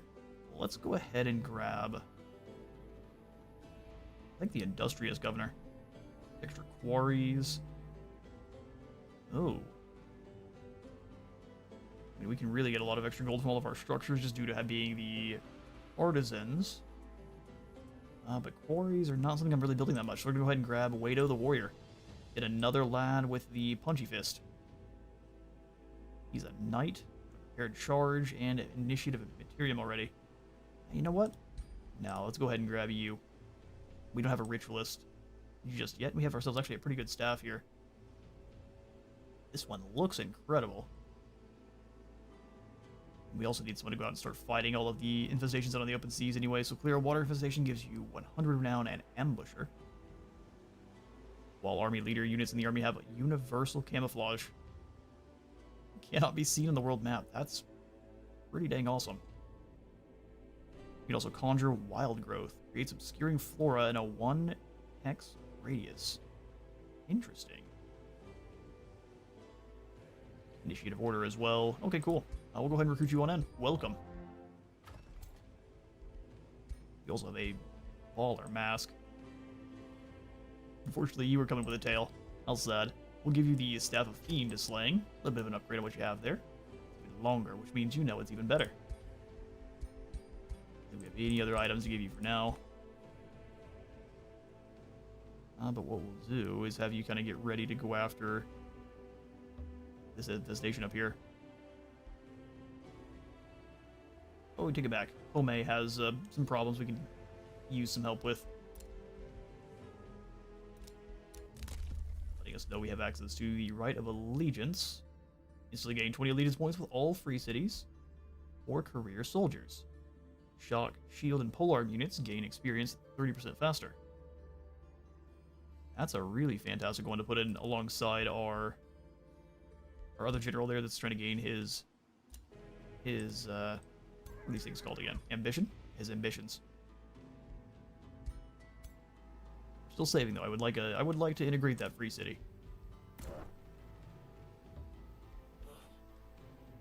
Keep moving. Now getting together should be a very low risk battle. Let's take to the field. I don't trust auto resolve here. Again, the raging storms don't seem to have much of an effect on the landscape. We get hit by lightning that time, or did they? Looks like they did. Bring these guys on the way up. Bold strategy. Look at the spiders move too. That means we're gonna have Miao Ying. Step here. She's smackable by 2 of the enemy units, but that's entirely fine. Move up alongside with a touch of grace.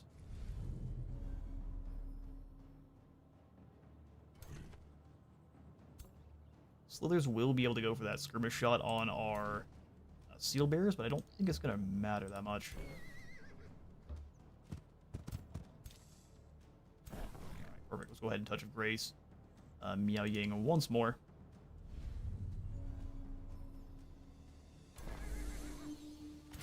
And guard vote everyone in this center area here. Use that command once they close the gap to give... Ooh, lightning struck us this time. That strike all the way away entirely makes sense. They almost closed the gap. Bold strategy. We will go for counter stance.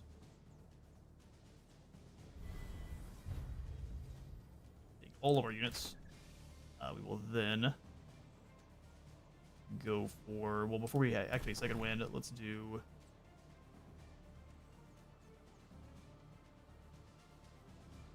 Spell their Positive Status Effect. I think it's an excellent idea.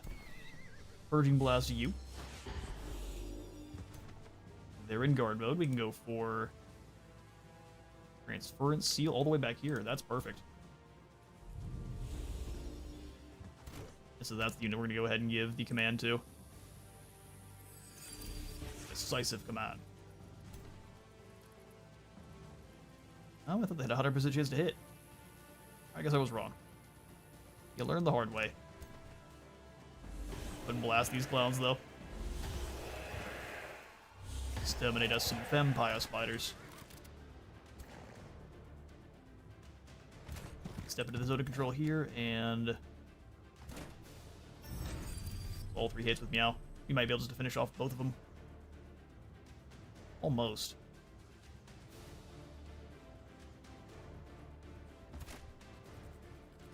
We'll leave the spiders. Oh, he fumbled that first strike because the cacophonous noise of the insect people. How unfortunate. We'll just defensive strike here then.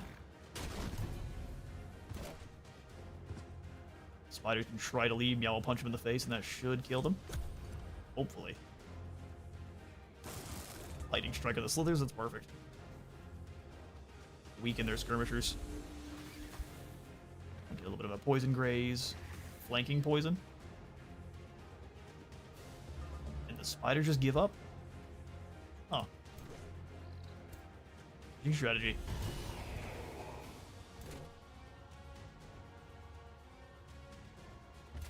We get in there and try to condemn this unit. Gib with a kick. Graze, but she gets strengthened all the same.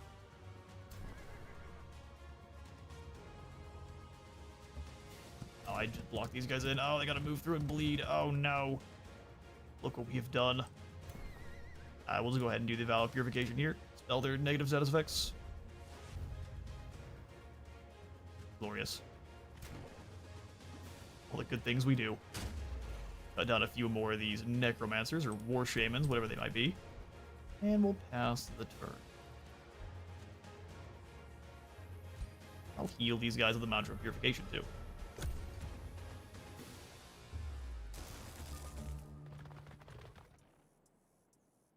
Skirmishers continue to kite. That's no trouble. Oof, they try to run. Get double tapped. Completely miss. We knew you would. Yeah, Miao can catch them, so we'll have her come on in and deliver an almost death blow.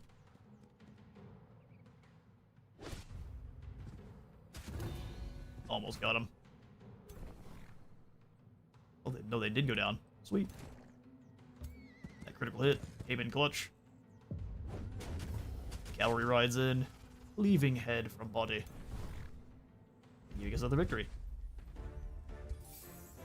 Yup. Now we'll come on over and we will grab this pasture province and then snag the Pilgrim's Passage with the work camp.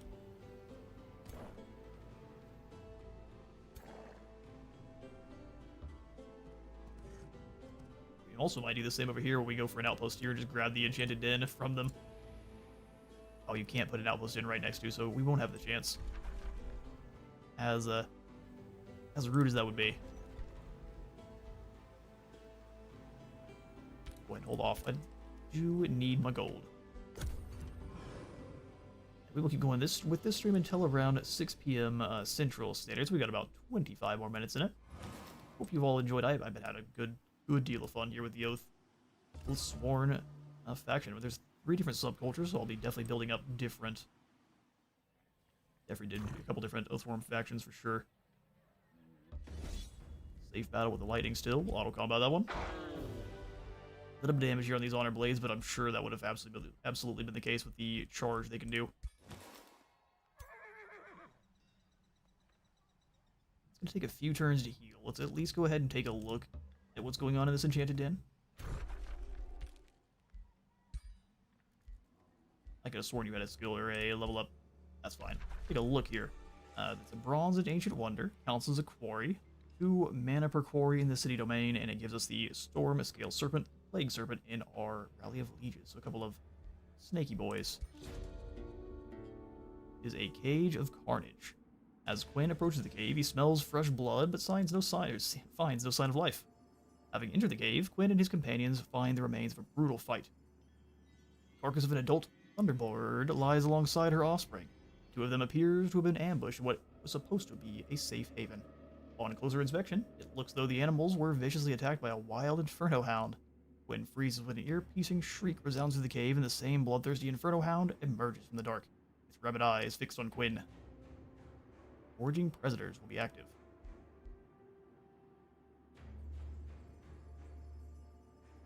Alright, we'll flee for now. Once we get a little bit of a health back, we can come on in and fight this one, no problem.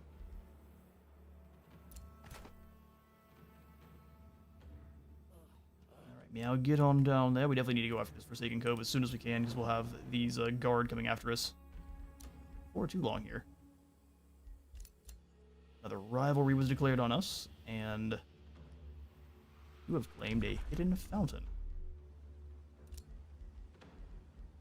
Good for you. We'll make an next another province. We'll go ahead and grab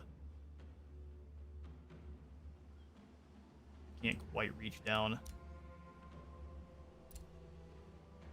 Not yet. We need this to be up to an oath square, which we can boost up now. Grab the farm here. I don't care that you've claimed this province. It belongs to me. All of the underweight isn't yours. Sorry to let you know. Bring the seal mage down towards our next quarry, and then here we can go for more Avengers. Sounds pretty awesome. Costs 2 mana upkeep and 20 gold. They're only 10 less than a dragon. That's pretty scary. Let's go for another Honor Blade just for a cheap front line for this squad here.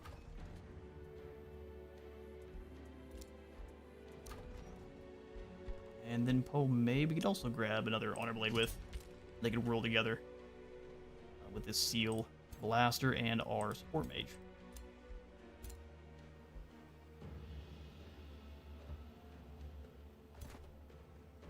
Running up with Miao's army.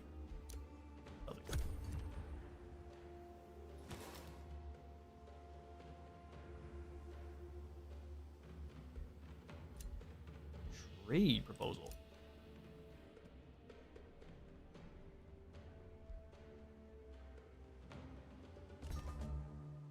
All right, let's go ahead and come on into. Ooh, it's the wizard goats. Fierce Skull Pit. Chiefess Iska Blood Spitter of Free City Skull Pit greets you with flashing eyes, a big grin, and a proud stance. I'm glad you're so happy there, Blood Spitter. Strength and blood, glory to you, Miao Ying. We goat survivalists of Skull Pit welcome you to these lands of strife. Look forward to seeing your strength in the battlefield, be it alongside or against you. So are you Oathsworn, or what are you? This looks Reaver. Ooh, Colossus Moon Aftermath. Seems the Colossus Moon is finally satisfied with the destruction it wrought on the world. It has begun to wane. Scouts confirm your presumptions. Many provinces on the coast have turned to swamps after being flooded by the torrential barrages and thunderstorms delivered. Can you use these new swamps to your benefit, or will you erase the scars of these thunderstorms? None of our provinces were affected.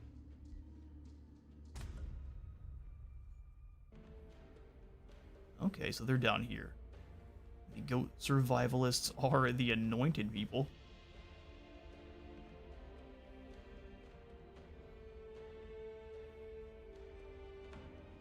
Fine protection. So they are very buffed up against our style of attack here. Oh, they don't seem friendly at all. They're very evil.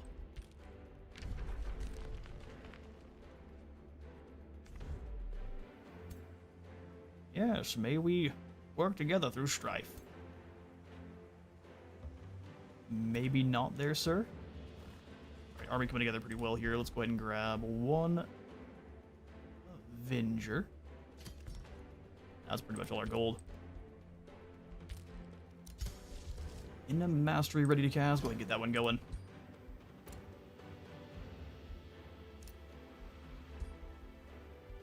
Let me get our production back in here. We have decided that with Throthcourt rather, we're going to be integrating them. So let's go ahead and do so now. 320 Imperium.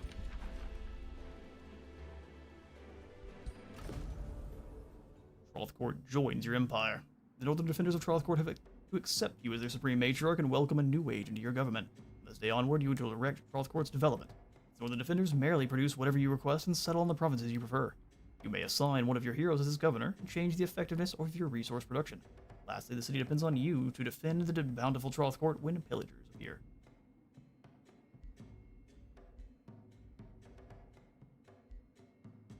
Go ahead and inspect then. We can select Yishifu the Lifebringer as the governor.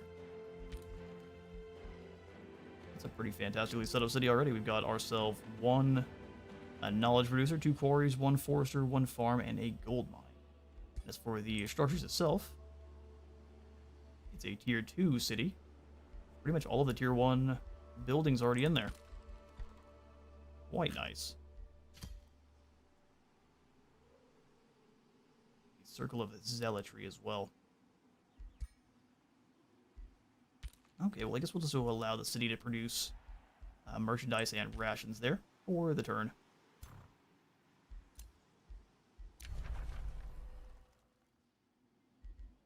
The Whispering Stone will be released. You're angering me, Miao Ying. I'm warning you, if you keep going like this, I will see an end to your reign right here.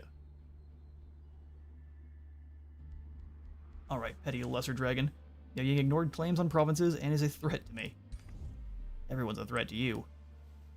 Lesser dragon. We've got Astral 2 acquired. We get 100% of the income instead of just 80%. Rulers are slain. Foaming grass cover is now available to recruit. Well, hello there, you. He's got some padded plate padded with the flesh of umbral monstrosities. And then the Frenzying Greatsword. Frenzy is good in every single game it appears in. Just gives you more damage every time you land a hit. Lord of Trothcourt.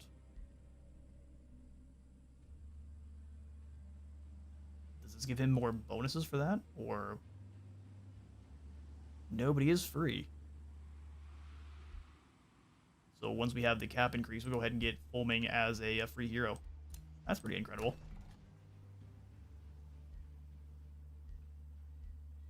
We'll just have you produce merchandise as well. We'll have a lot of gold here next turn. Would really like the career soldier skill. But if we were to grab another province in Nangao, it would only take us an additional turn. 2 turns here in Trothcourt. And it's 6 in Pomay because of the lack of growth.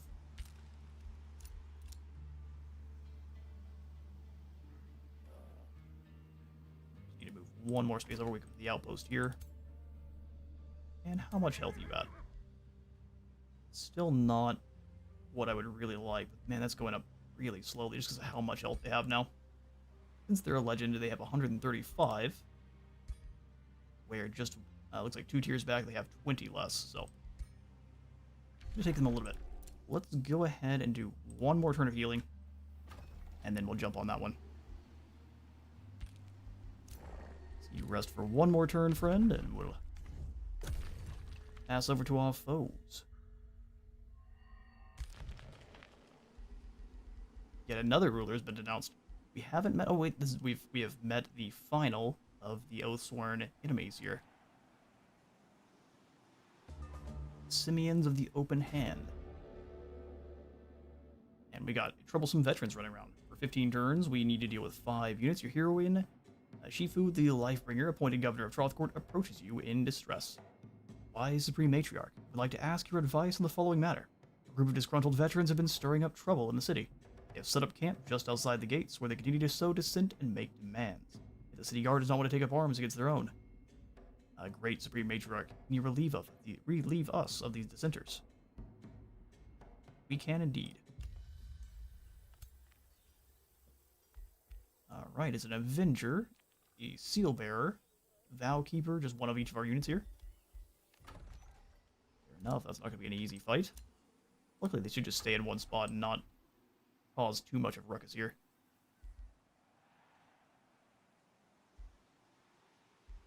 Iron is a little bit further out that we can stretch.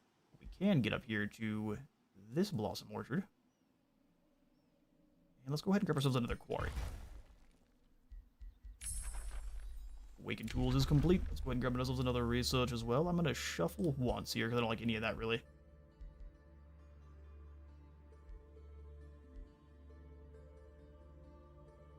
None of these are super exciting. Grants True Strike for this turn and can't miss. Okay, well that's a free use of not missing attacks. I said that's fantastic. We have met a brand new ruler.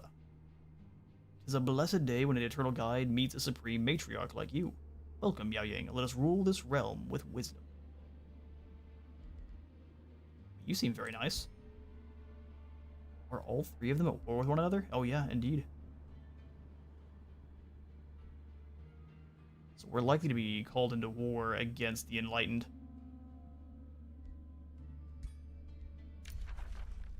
I'm still going to try to make peace with all of them. She's down here in Faith Root. We can, as quickly as we can, grab most of these deals. If we're forced to break them, I guess so be it, but for now, we'll try. So we've got one of the 3 major players here in Tenet, one down in Faith Root, and then the last, we have not found their city, but it's probably up here in this corner. Which makes all the sense. We've also met 4 of the 5 other city-states vying for power here. Or other empires, it is.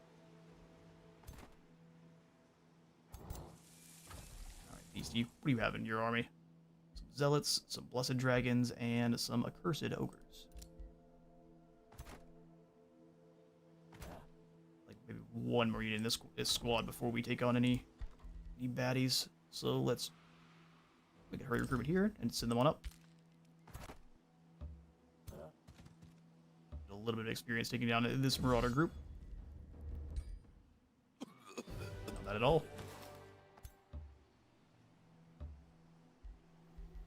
Here with Miao, we'll come on over and grab the outpost.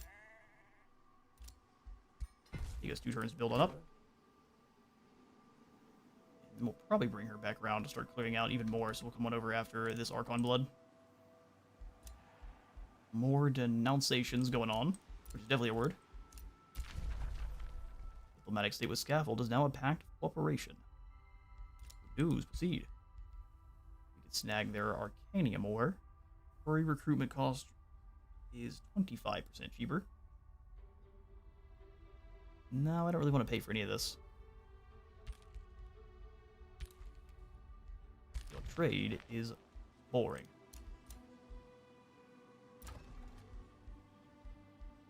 Alright, production here in Nangao. So what is the Hall of Devotion? Goes up to a mint. Ah, so this was always the merchant class of buildings.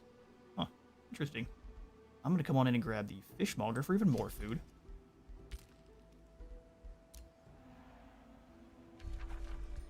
See about exploring this den. We can go ahead and feed them till they can't move, blocking growth in Trothcourt. Works for me. They have foraging predators. What do they have here? They've got the Inferno Hound. Or just a bunch of fire puppies. We can handle this, no problem.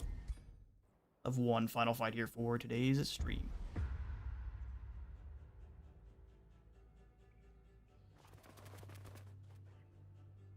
Giving them slowed is not necessarily exactly that. But never mind. They since they can't move in, our mage is going to obliterate them.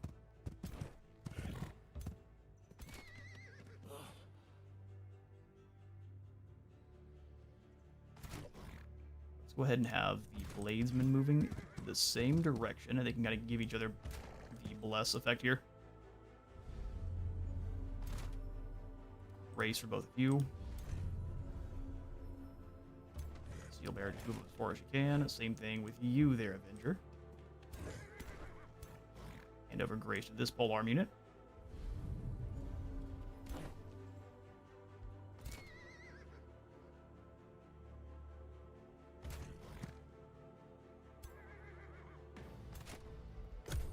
Alright, bring it on, spicy doggos.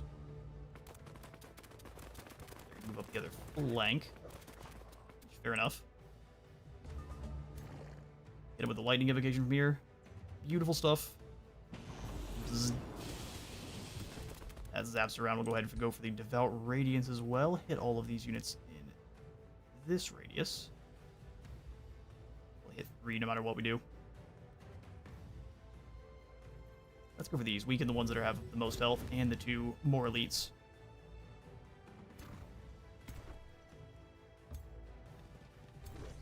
Position here. Can we hit anyone with a transference seal? Looks like no.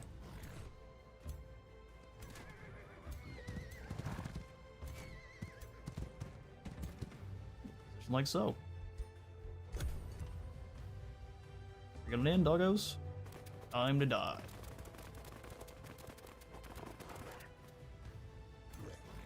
Alright, guard boating up there. We can go ahead and go for the triple blast just to finish off them. I'm at least going to go for the devout radiance here. That's pretty insane.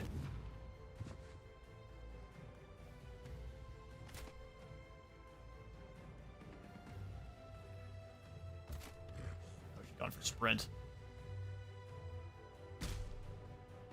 Still, they cancel that defense. They hit them twice, or is it just a really delayed combat animation?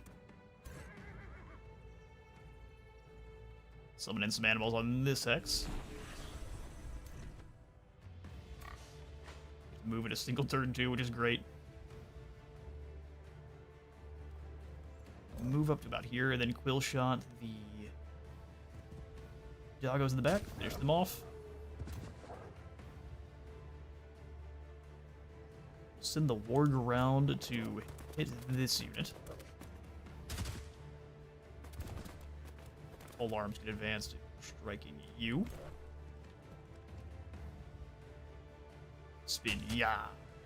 Sundered defense. Transferred seal, finishing off that group of doggos. Also breaking their morale pretty significantly.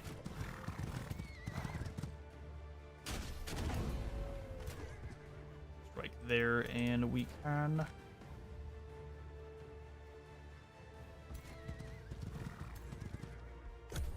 There it is. So with luck, all these doggos are going to attack these wargs here that don't really matter. Oh, they're going to have a snack. Fair enough. Hungry, hungry doggos. But because they are so low morale, they are fumbling. Embarrassingly. They did what we wanted, though. All in on the wards.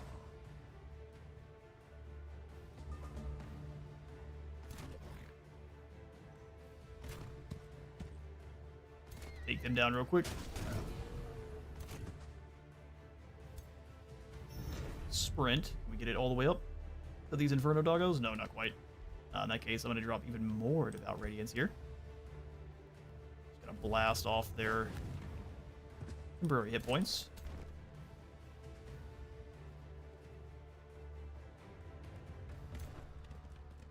Why are you going to kill them? Bring the quill shot up. Some pretty serious damage to the frontal attack. Spirit damage for not doing some flanking. We'll finish off this unit here, and then the pole arms can do their thing. Oh no, so sad. Yoink. And the end of the Inferno Hounds.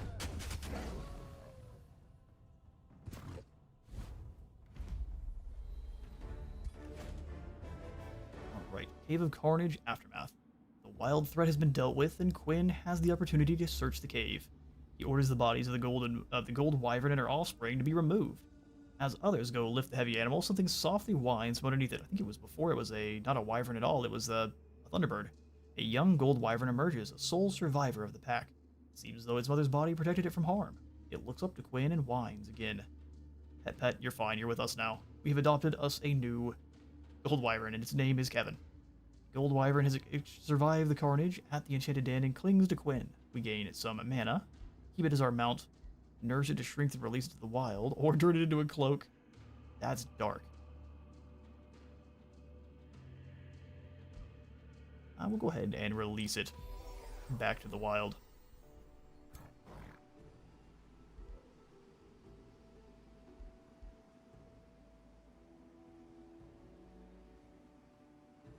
Alright, well, how many more good boy points do we need to get up to a very good?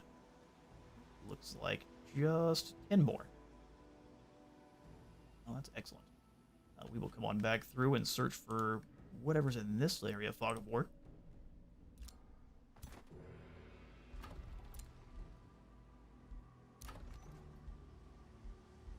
Set production here in Trothport. Don't mind if I do. I will go for the Arcane Institute for more knowledge, and save the rest. We need to start getting some units we can summon in with mana. That way we can start utilizing our excess stores here.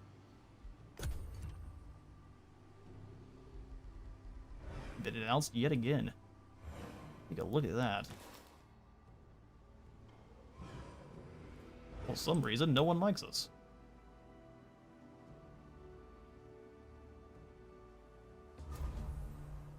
Alright, turn again falls to us, but yet we have a new regency. Primeval progenitor Vanin Walkyrie has recently retreated to the Astral Void. In her absence, the regent introduces herself. Well met.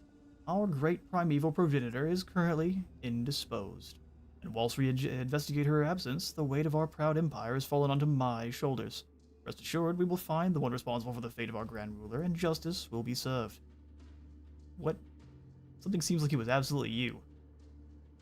You belong to that faction to our south, a humans with the inner fire.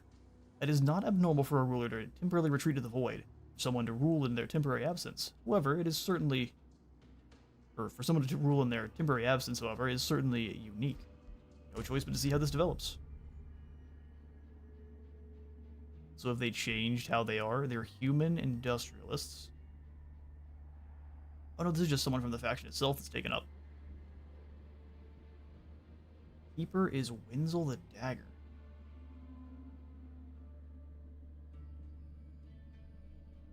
He's a deceptive spy. Huh. I can respect a regent like you? I don't think I want to give you any gold.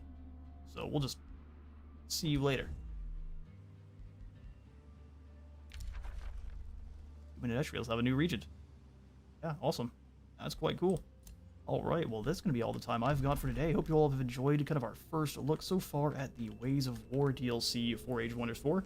I would say that it is well worth the cash monies if you are enjoying Age of Wonders so far, or you want yourself a fantastic Fantasy 4K.